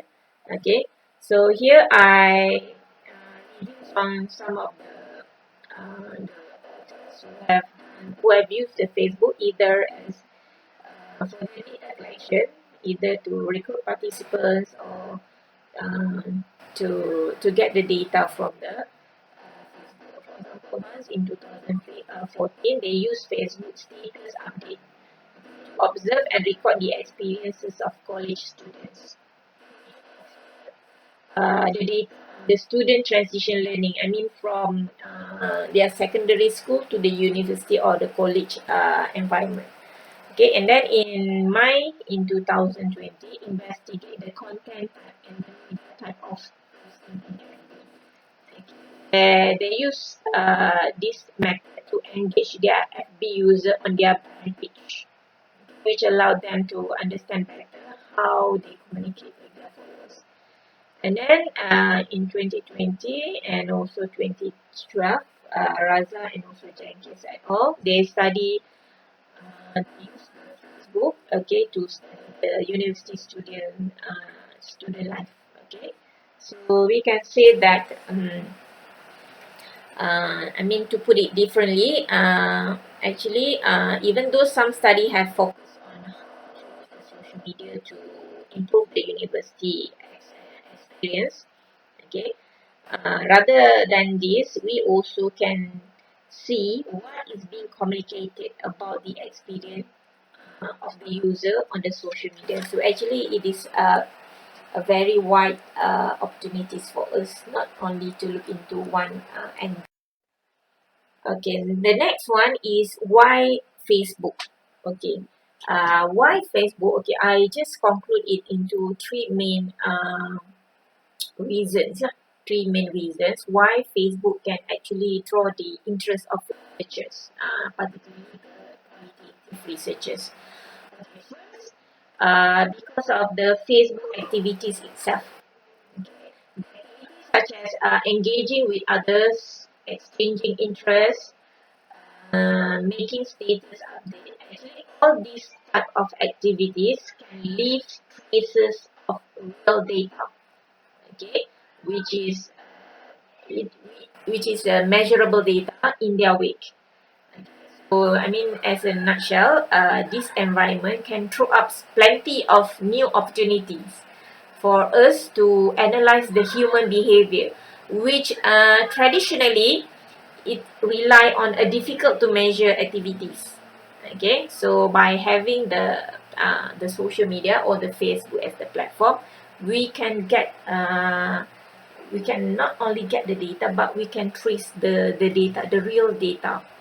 Okay, because sometimes when we gather our data, sometimes we neglect to explore the real behavior. Rather than we rely on some subjective self-report of action and attitude. Okay, so by having or observing the Facebook as the platform, we sometimes can record the real behaviors of individuals. Okay, the next one is the second one. The reason why Facebook draw the attention of researchers is because of incredible success, okay, which is subject and worth for investigations. Okay, because if you look into Facebook itself, it has attracted the attention of researchers because other than representing and establish social processes, okay, Facebook also has what we call it as inventing a new one, okay, a new data collection by transforming how huge number of people are connected and shared information. Okay. Okay. Even though there are also some authors who perceive that this social media platform as a distinctly different from the real world, but actually this is a false distinction. Okay, because actually, if you look into the social media platform itself, it has become an integral part. It has become part of the many people's daily life. Okay, in an advanced community. Okay, So their real world and their virtual world has actually become blended. Okay, this is what is happening in the advanced community these days.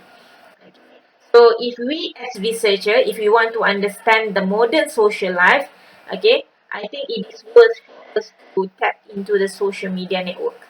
Okay, since the Facebook is one of the most influential social networking sites, so I think it is a perfect place to start. Okay, the third one is because of the emergence of the social media network, both positive and negative consequences, which must be closely studied.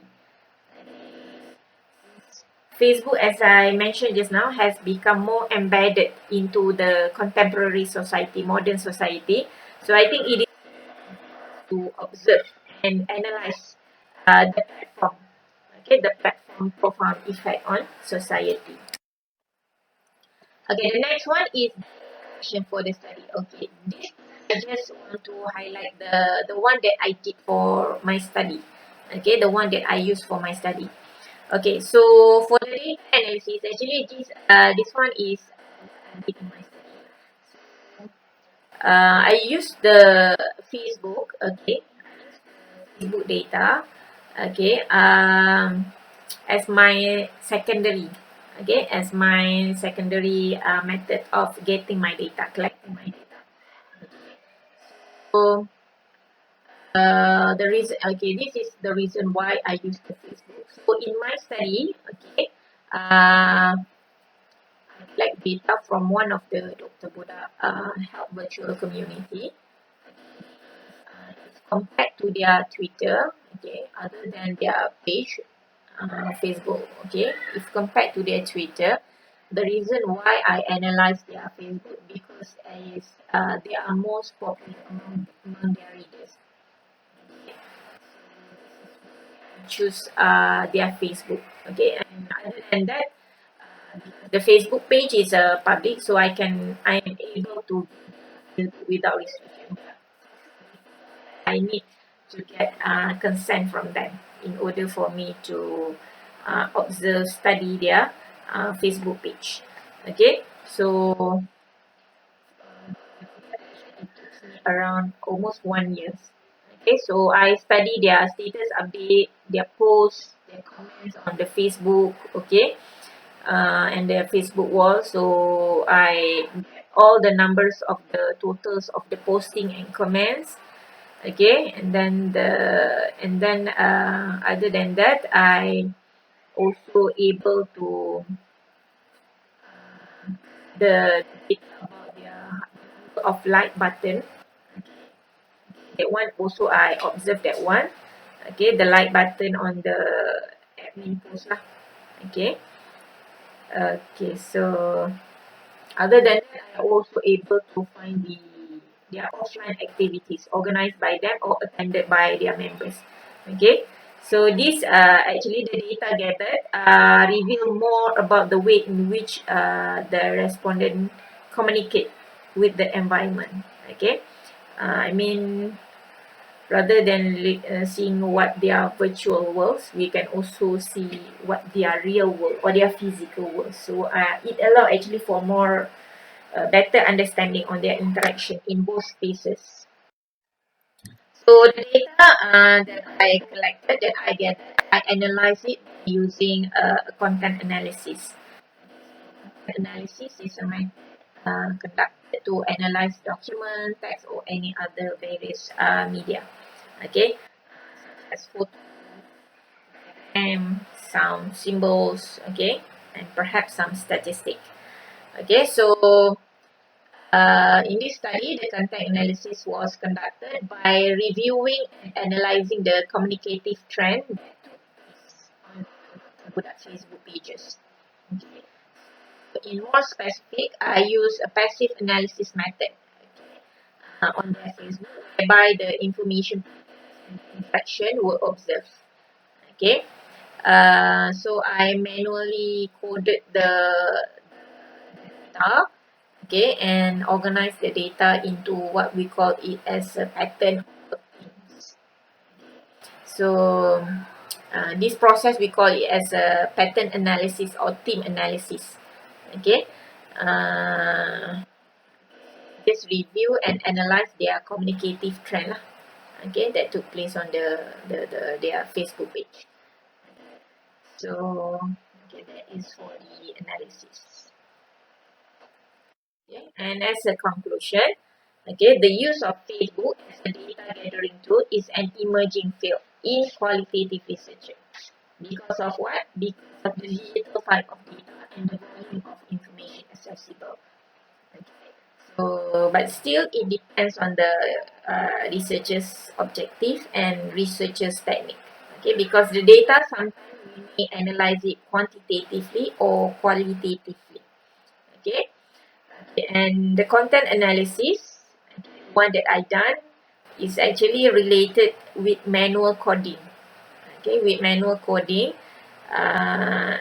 but if you have a very large set of data, okay, normally you don't use a manual coding lah. You need to find some what we call it as an automatic way lah for you to analyze. Okay, if you still performing the manual, it will be quite challenging lah. Okay, because of the large volume of data. Okay, so this study media data one step further and use it as evidence for finding the experience of the respondents. So the findings suggest that not only social networks are integral part of informal life, but also that it has potential for many future research. I think I have to stop there. And thank you very much. And Assalamualaikum warahmatullahi wabarakatuh. Thank you Nozela binti Muhammad Noor for the presentation. We would like to invite the next presenter, Ainul Maulid bin Ahmad, to present the research paper entitled, Students' Perception of Online Mathematics Learning During Pandemic COVID-19.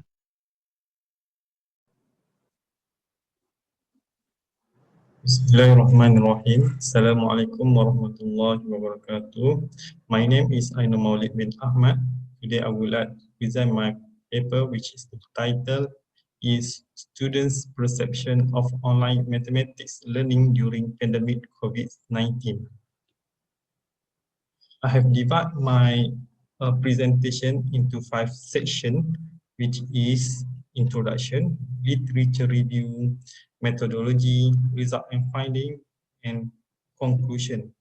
Let's start with introduction. COVID-19 is an epidemic that has been spread from Wuhan, China to other countries since 2019. It was declared a world pandemic in March 2020 by WHO because it is highly contagious and more aggressive than influenza. Beginning of January 2020, one case of COVID-19 has entered Malaysia. Then the case was increased day by day. As a result, the Prime Minister of Malaysia has announced MCO, which is Malaysia Movement Control Order, that start on 18 March 2020. In line with the announcement, many sectors are closed, including education sector. This stop has a severe impact on students, faculty, and organizations nationwide. Teaching and learning previously based on face-to-face classroom learning has been replaced by a complete online method. This will change the landscape of education. Academicians still use the traditional method, even the world has become sophisticated with various software and digital devices. In addition, students are still not fully ready for online learning. This situation will exacerbate when students are still less confident. To ensure that all students do not miss out on learning, academicians began to use the option to conduct classes online. However, various annoyances arose as a surprise to students and academicians who had to fully implement online learning activity. For example, some students do not have gadget, some students does not have enough internet data, and some students do not have direct internet access. As a result, students cannot download teaching material due to low internet access or running out of internet data. To reduce the impact of the pandemic on the teaching and learning process in school or institution of higher learning, the Malaysian government has taken steps to implement fully online classes. Therefore, the teaching and learning process has changed from face-to-face in the classroom to the method of teaching and learning online based on technology. This technology platform allows instructors to carry out teaching activity as usual without gathering them in class. Now we look at a literature review. Online learning. Online learning is access to the learning experience through multiple technologies, connectivity, flexibility, and ability to promote various interaction. Online learning is divided into two types, which is synchronous and asynchronous. However, essential element for access to online learning is internet and computer technology.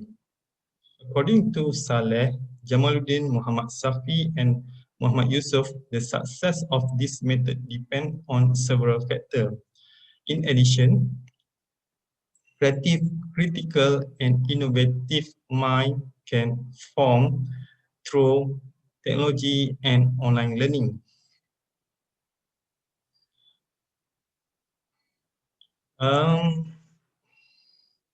Online education is more flexible because the material are easy accessible regardless of time and boundaries.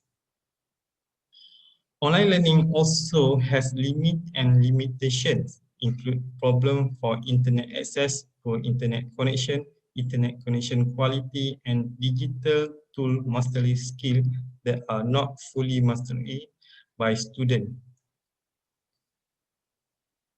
The findings show that the challenges are faced by students, for example, burdened internet data, the environment are not conducive, and absence of electronic device. Okay, now we look at online mathematics learning. Based on experience of Mustafa and Rosli, most students who attend class do not open the video and turn off the voice during the teaching and learning process is underway. Students feel tired because too long focus on electronic device where the teacher has set the learning period. The use of technology in teaching and learning mathematics helps students and academicians perform calculation with better method, analyze data, and increase opportunities to explore mathematical concepts. It, in turn, results in effective learning in mathematics. However, high-performing students in mathematics argue that learning using mobile phone is inaccurate compared to the traditional way, categorized as real learning. Now we move to methodology. The main objective of this is to investigate student perception of online learning mathematics. Respondent was selected from 34 students, consist of 16 male and 18 female. 10 from them are students from diploma in IT program. Meanwhile, 24 are students from Bachelor of IT. So this study used questionnaire as instrument to examine the online learning process of students about mathematics. After that, the data was coded, recorded, and analyzed using SPSS program to obtain the mean score. So I used the Likert scale for the questionnaire. Score number 1 is strongly disagree, number 2 disagree, number 3 neutral, number 4 agree, number 5 strongly agree. Result I'm finding: availability of digital device and reliable internet. All students, which is 100%, own a digital device such as laptop, tablet, and smartphone. Unfortunately, 44.1% students do not have reliable access to internet. Okay, then we look at the student perception of online mathematics learning. So I divide by 2, which is the comparison and the personal factor. So we look at comparison.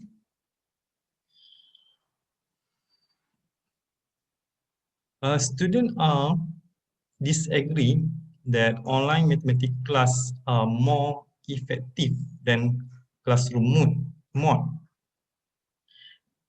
This is because students are not convenient. The class online are not convenient compared to class method.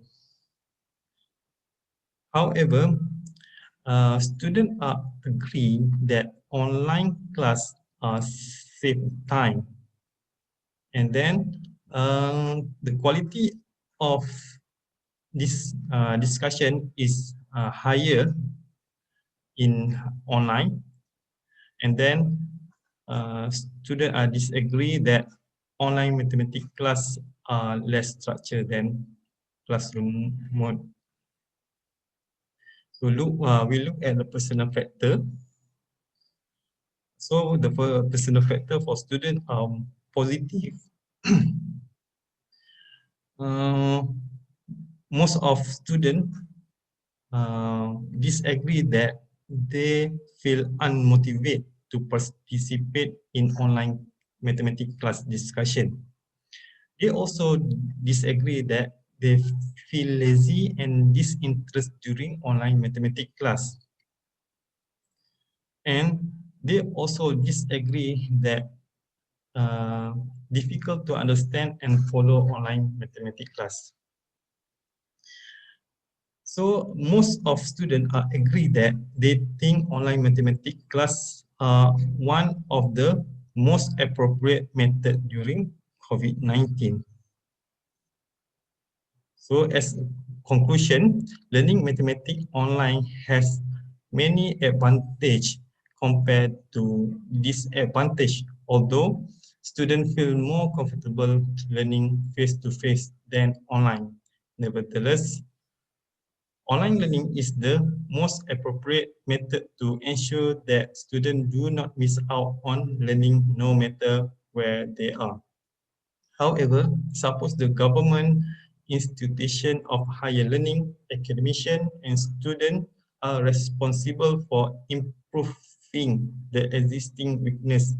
In that case, this online learning will attract students to learning in online mode, especially student. So that's all for me. Thank you.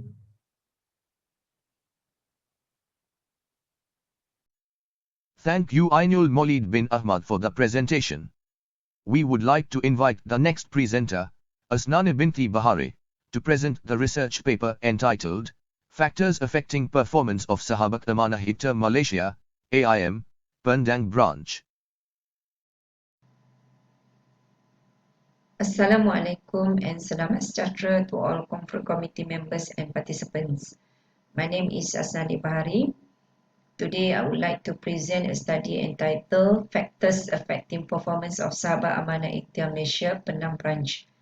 This study is actually a project paper of MBA student under my supervision, Mr. Zahari Ramli.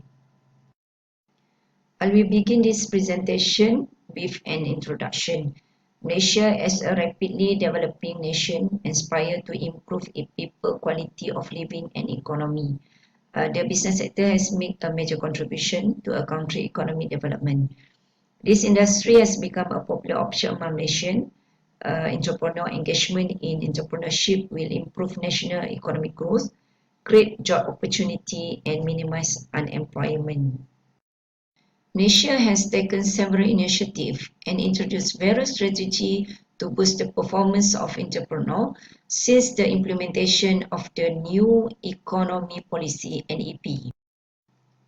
Various financial funds dedicated to assisting entrepreneurs in increasing their companies, such as Ministry of Entrepreneur and Cooperative Development, Tekun Amanah Ikhtiar Malaysia, and SME Bank, provide loan facilities to help entrepreneurs boost their performance and become effective entrepreneurs. Malaysia is one of the nation's largest microfinance institutions. It was established in September 1987. The main objective of its establishment was to uplift households out of poverty by providing a small loan. One of the Amanah Ikhtiar branches in Kedah is Amanah Ikhtiar Malaysia Pendang. The Amanah Ikhtiar Malaysia Pendang branch has been active in funding a large numbers of funds to Sahabat given by Amanah Ikhtiar Malaysia headquarters. Sahabat we can refer to as a small-scale entrepreneur who through work hard and dedication can produce a credible result.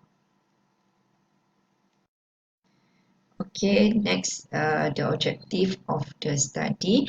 The study aims to see if there was a relationship between age, geography, marital status, and periods of engagement with Amanah Ikhtiar Malaysia and Sahabat performance. Specific objective you can see on the slide. Now we look at some past studies related to this topic. The previous study by Ahmad and Friend 2011 revealed that after joining the microcredit program, the rural women in Bangladesh improved their livelihood status significantly. Next study by Haq and Friends 2019 also indicates that the higher income of the women borrowers help considerably in raising the income level of their households and thus help them reduce vulnerability more effectively than the women who did not borrow. Previous studies conducted by Duasa and Zainal 2020, Hamdan and Friend 2012, and Tamili and Friend 2018 also examine the relationship of demographics with the Sahabat's performance, including age, period of engagement, and marital status. Next, Hamdan and Friend 2012 found that married couples who are between the age of 41 to 50 years of age seem to be the most successful microcredit recipients compared to single or youngest recipient. Findings of Dwasa and China 2020 age and duration in the Amanah Ikhtiar Malaysia program, on the other hand, did not demonstrate a significant difference in the annual per capita income earned by Amanah Ikhtiar Malaysia participants. Other findings reveal a relationship between marital status and the income to investment ratio, while the relationship between sahabats' location and their performance continues to elude researcher attention. Hypothesis for this study is there is a significant relationship between age, period of engagement, marital status, geography, and performance. Okay, for methodology, this study is a quantitative study and the unit of analysis is an individual. The sample size is 341 sahabat from 3,453 sahabat amanah Ikhtiar Malaysia Penang branch. Okay, the data used in the study were obtained from sahabat and financial system, which is Hafiz. This data were analyzed using SPSS and the method of analysis used is descriptive and inference. Okay, this slide describes the findings of the study. We explain the findings of the descriptive analysis first. If you look at age, the highest percentage is the age range between 38 to 47, which is 35.8%. For geography, we can see the most respondents are from the Sungai Tiang area, which is 14.1%, and for marital status, 96% of respondents were married. Furthermore, the study found that the highest percentage of 26.7% for the engagement period of sahabat with Amanah Ikhtiar Malaysia is between 6 to 9 years, and followed by 23.5% for the period of engagement above 16 years. And lastly, the majority of respondents of 25.5% have an income between 4,001 to 5,000 ringgit. Okay, this slide show the findings of hypothesis testing. The findings show that there is no relationship between age, period of engagement, and marital status with performance. So H1, H2, and H3 are rejected. Only geography show a significant relationship with performance. So H4 were accepted. For discussion and conclusion, the findings show that the link between age and performance is insignificant. This is due to the fact that sahabat age has no bearing on their ability to obtain Amanah Ikhtiar Malaysia funding.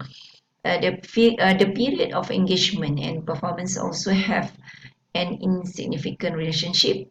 Amanah Ikhtiar Malaysia's focus has shifted from the impoverished to the bottom 40 in comparison to the impoverished who utilize Amanah Ikhtiar Malaysia loans to start a business. Most B40 groups have been in business for a long time and have borrowed from Amanah Ikhtiar Malaysia to grow or raise cash. The association between marital status and performance is also insignificant. This is because person of all marital status, whether married or single mothers, has an equal chance of receiving funding from Amanah Ikhtiar Malaysia, which may be utilized by sahabat to expand their business and boost their family income. There is a strong link between geographic location and performance. This is due to the fact that Amanah Ikhtiar Malaysia show that Sungai Tiang has a greater frequency of 48 respondents or 14.1%. This region has a better sahabat rating since it is adjacent to Pendang Town. making it simple to start a small business. In conclusion, the findings of this study indicate that the location of sahabat can influence their income. Therefore, Amanah Ikhtiar Malaysia needs to consider location or geographical factors when deciding on a loan to sahabat. That's all from me. Thank you for your attention. Thank you Asnana Binti Bahare for the presentation. We would like to invite the next presenter, Shaidatul Nadwa Binti Muhammad, to present research paper entitled, A Study on the Factors Influence Students' Intention to be an Entrepreneur, Conceptual Paper. Assalamualaikum warahmatullahi wabarakatuh. I am Shaidatul Nadwa Binti Muhammad from Kulliyyah Muamalat and Management Sains UniSHAMS. And I would like to present about a study on the factor influence student intention to be an entrepreneur. This is one of the conceptual papers. So I would like to proceed with content for papers. So I will present about first introduction, second literature review, and the third is conclusions. For introduction, the rules of entrepreneurship has been considered able to give contribution and act as an engine. The rule of entrepreneurship has been considered able to give a contribution and act as an engine driving to economic growth. Due to limited employment opportunities, entrepreneurship able to avoid graduates being unemployed or to expect employment in the company. That is why various studies have sought to identify the significant factors that influence individuals' intention to establish a business. Currently, the government has worked hard to develop strategies to stop increasing youth unemployment and create more jobs by instilling youth entrepreneurship and creating a positive environment for starting a business in this low growth of economic period. Even though being an entrepreneur seems to be interesting because the nature of the operation is depend on the owner, but it's still not a simple design and act because it will measure failure or success. It is also a behavior that results from an attitude that reflects an individual motivation and ability to identify opportunities and pursue them to generate new values or economic success. Therefore, in this study, the researcher will review the previous study conducted by the other researchers to provide enlightenment on the factor that were identified as affecting the student's intention to be an entrepreneur.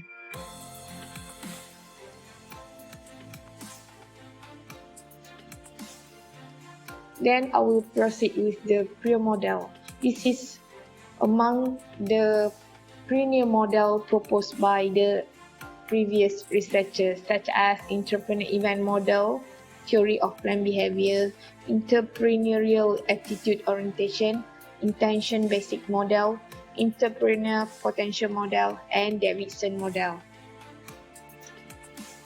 So from the review, I found that there are several factors influence student intention to be an entrepreneur. Among them is attitude, gender, education, family background, self-efficiency, social norms, motivations, opportunity, and risk. For attitude, according to the study of Nguyen, the factor of attitude was identified gave an impact on the tendency to venture into the field of entrepreneurship among international business students in Vietnam. On the other hand, Juara and Hoku also report that attitude shows significant result to the intention from a sample of students at Durban University of Technology. Moreover, in the study conducted by Sarah, it showed a positive significance between attitude and entrepreneur intention among engineering students in the northern region of Malaysia. For the factor of gender, the finding in the study conducted by Yildirim revealed that gender caused a significant difference in the entrepreneur intention among the students from business administration and management engineering departments in two major public universities in Turkey. In the study of Loy and co-Latimore, also revealed that gender show a significant result in student entrepreneurial intention, where the sample of the study collected among final year undergraduate students from the School of Business and the School of Hospitality Management in Malaysia. According to Isra and Salim, the results show that gender has a significant relationship with entrepreneurial intention.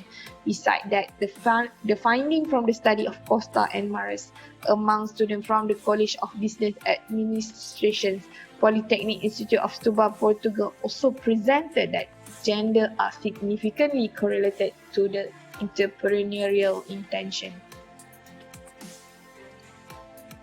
So for the factor of education, according to the study of Kabir, the researchers exposed the education not only provides skills and knowledge but can change students' typical mindset from searching job into creating job. As referred to the study of Samuel, the finding report that entrepreneur education is essential to enhance the skill and knowledge because it helps to prepare the graduate with the value of being creative, innovative, and risk taker to develop a candidate of a successful entrepreneur. Finding from the study of Ildirim stated that university education caused a significant impact on the student intention. In the study of Isra and Salim, also mentioned that entrepreneur education considered as a backbone to come up with students develop innovative business ideas, whereas the result from their study presented that the significant effect between education and intention among university students in Italy. In another study mentioned, entrepreneur education has a positive impact on the intention based on the sample of international students from many countries. So, for the factor of family background, according to the data generated in the Global University Entrepreneurial Spirit Student Survey, the result revealed that family members give significant impact to the students' career intention. Thus, no wonder family background becomes one of the factors by showing a significant impact on the entrepreneur intention among students in the specific study. The spirit to be entrepreneur most students since they were young, as they already have seen their family member run the business and having the opportunity to engage in entrepreneur activities. Consequently, from the family background, the students able to learn the value, skill, and experience directly to develop an entrepreneur career in the future. For the factor of self-efficiency considered as important factor in certain studies. Based on the research conducted by Cheng, the result indicate entrepreneur intention among IT students determined directly by self-efficiency. Moreover, the result conducted by Disanayake claimed that self-efficiency is one of the significant factors affected on entrepreneurial intention within the selected undergraduate of the study. According to Sarah, self-efficiency able to affect student intention to be an entrepreneur among engineering students in public institutions.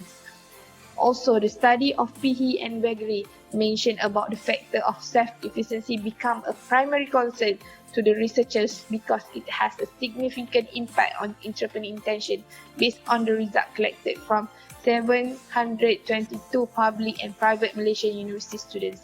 Furthermore, Karda discovered the factor of self-efficiency also has a positive effect on the student intention. For the factor of social norms defined as a social pressure, and this factor can influence the student whether to perform a behavior or not. The researchers mentioned this act happened because students triggered by their family members, friends, teachers, close related person, or other people who possibly become role models. The findings show a significant result between social norms and entrepreneur intention among engineering students. Also, another outcome from the study specific that students' entrepreneurial intention is directly affected by their social influence. Along with the study from Amanamah, the result collected from university students in Ghana show that the exposure to other successful entrepreneurs among the key factors that influence student entrepreneurial intention. Besides that, the study of Asimokopoulos also stated that social norms have a positive effect on entrepreneurial intention among engineering students. So, another factor is motivation. Motivation is needed in daily life because it's capable of driving people into action. Because of that, motivation highlighted as a crucial factor in entrepreneurship, whereas more study is required. According to the study conducted by Kim Soon and Rahman Ahmad, the result collected from various faculty, races, students, minority at a public university presented that students' strength of entrepreneurial motivation and intention is significantly and positively related. Moreover, the study from Rabat also showed a significant positive effect on the variable of motivation and intention among business university students in Pakistan. From the study of Tanvir also showed the result that students who have a high level of motivation linking in an entrepreneurial career. So for a factor of opportunity, opportunity can be described as taking advantage to make it possible to do something. In the study of Kadir and American, researchers describe one of the key factors that contribute to the student intention is market opportunity. Kadir and American also emphasize the factor of market opportunity influence entrepreneur intention among the students. Besides that, the result from the sample of 288 National Youth Service Corps members in Anambra State, Southeast Nigeria revealed the factor of opportunities significantly influence entrepreneurial intention. For the factor of risk, the finding based on the data collected from vocational students at Polytechnic in Zimbabwe show it has a strong link between risk-taking propensity and entrepreneurship. According to the study Velasco, the risk factor is essential to student entrepreneurial intention, and based on the analysis, it showed that most of the students refuse to involve in the high-risk situation. Moreover, the finding from the study of Yukuro report that risk awareness has a robust negative effect on entrepreneurial intention among the students of state and private university in Japan. Based on the study of Hagio, the researcher found that risk aversion able to influence student intention to be an entrepreneur among undergraduate students from the Faculty of Economy. Also, the researcher emphasized the bigger afraid of failure leads to lower entrepreneurial intention. Furthermore, the study from Calda also found risk awareness has a robust negative effect on entrepreneurial intention. For the conclusion of the study, numerous studies have highlighted the importance of entrepreneurship among graduates to boost up the economic development. Higher institutions are recommended to provide many entrepreneur courses, activities, and training to attract and generate student interest in running their own business to overcome the unemployment issue. The introduction of the entrepreneur program also able to create a positive vibe about this career and develop student intention from beginning, since some of them are still confused about their future careers. The intention on mindset, attitude, and skill encourage the student to be attracted to know their ability, preference, and interest to be an entrepreneur. This will assist in preparing the student with creativity, innovation, risk-taking, and ability to be a successful entrepreneur in the future. Therefore, the study hope it can be used as a reference for future research to focus on the influencing factor to form the entrepreneur mindset among university students. So that's all for my presentation. Thank you. Thank you Shaidatul Nadwa binti Muhammad for the presentation. Now we are at the end of the session of First International Multidisciplinary Conference of Muamalat 2021.